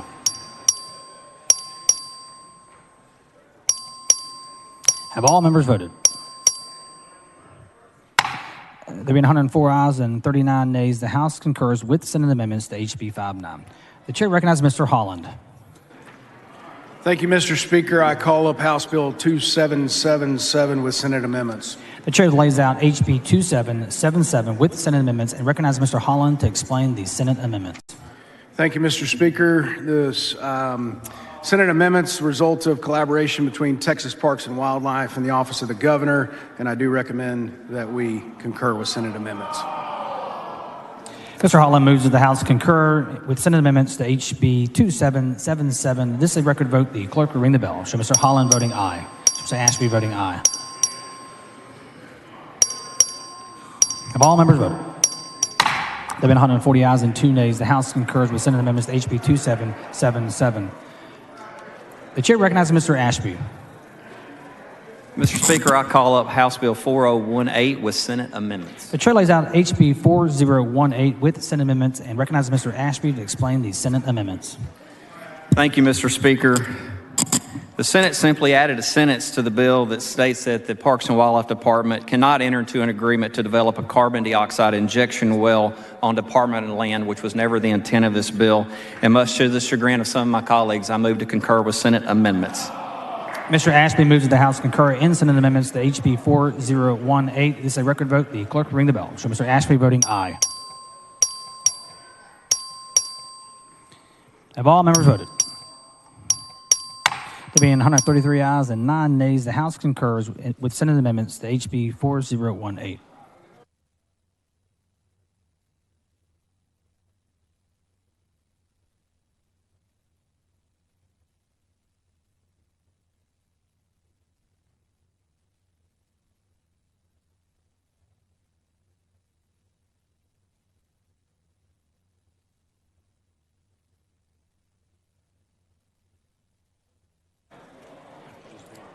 The chair recognizes Ms. Thompson Harris. Mr. Speaker, I call up Conference Committee report for Senate Bill 500. The chair lays out the Conference Committee report on SB 500 and recognizes Ms. Thompson to explain the report.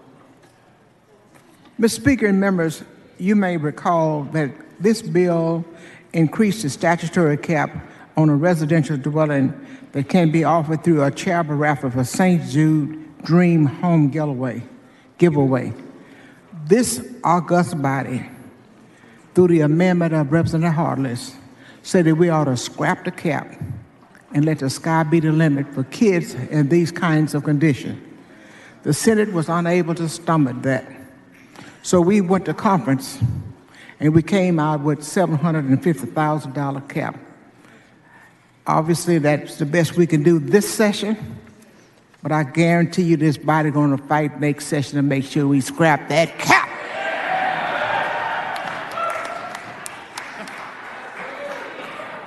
Ms. Thompson moves the House adopt the Conference Committee report to SB 500. This is a record vote. The clerk will ring the bell. So Ms. Thompson Harris voting aye.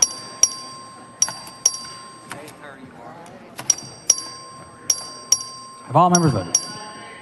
There being 123 ayes and 23 nays, the Conference Committee report is adopted.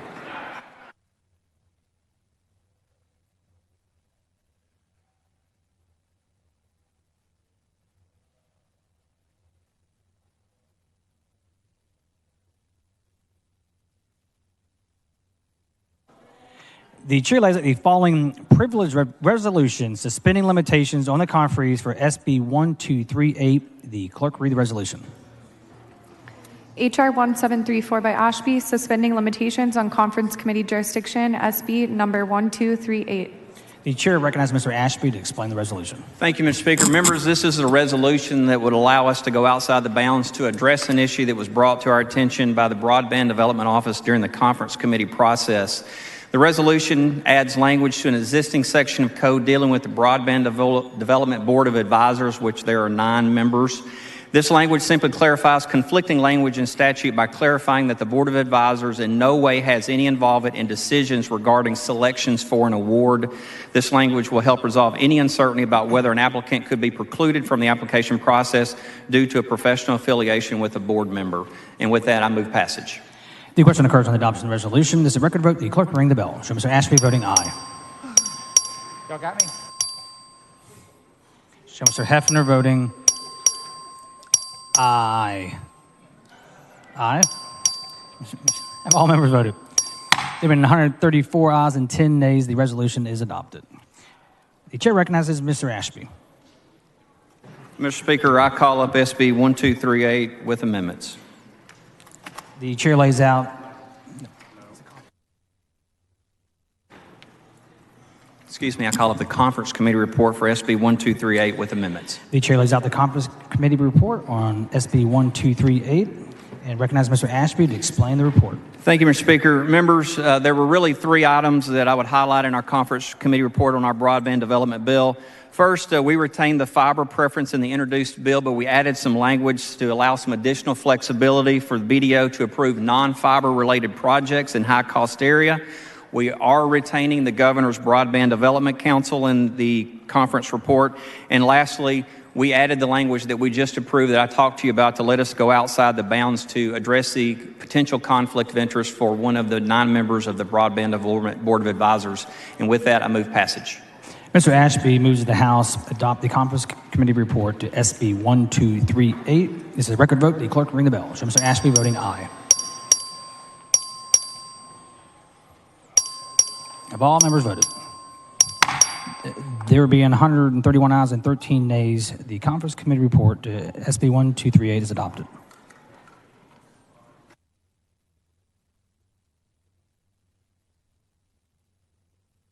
The following conferees, the clerk, pardon me.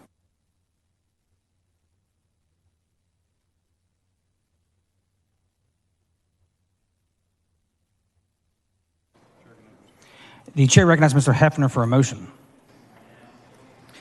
Mr. Speaker, I move to grant the request of the Senate to appoint a conference committee on Senate Bill 763. Members, you heard the motion. Objection, the chair hears none. The motion is adopted. The following conferees, the clerk will read the conferees. House conferees on SB 763. Hefner, Chair. Harris, Morales of Maverick, Shine, Tallarico.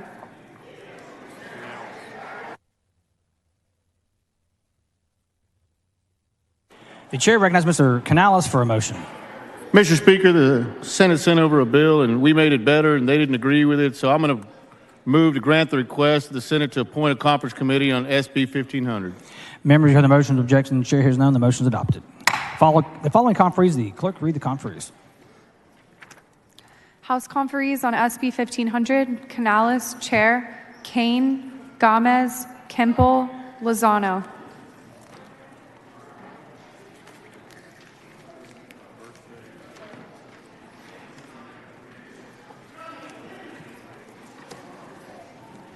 If you hadn't already noticed, we have a birthday today on the House floor. Happy birthday, Ms. Perez.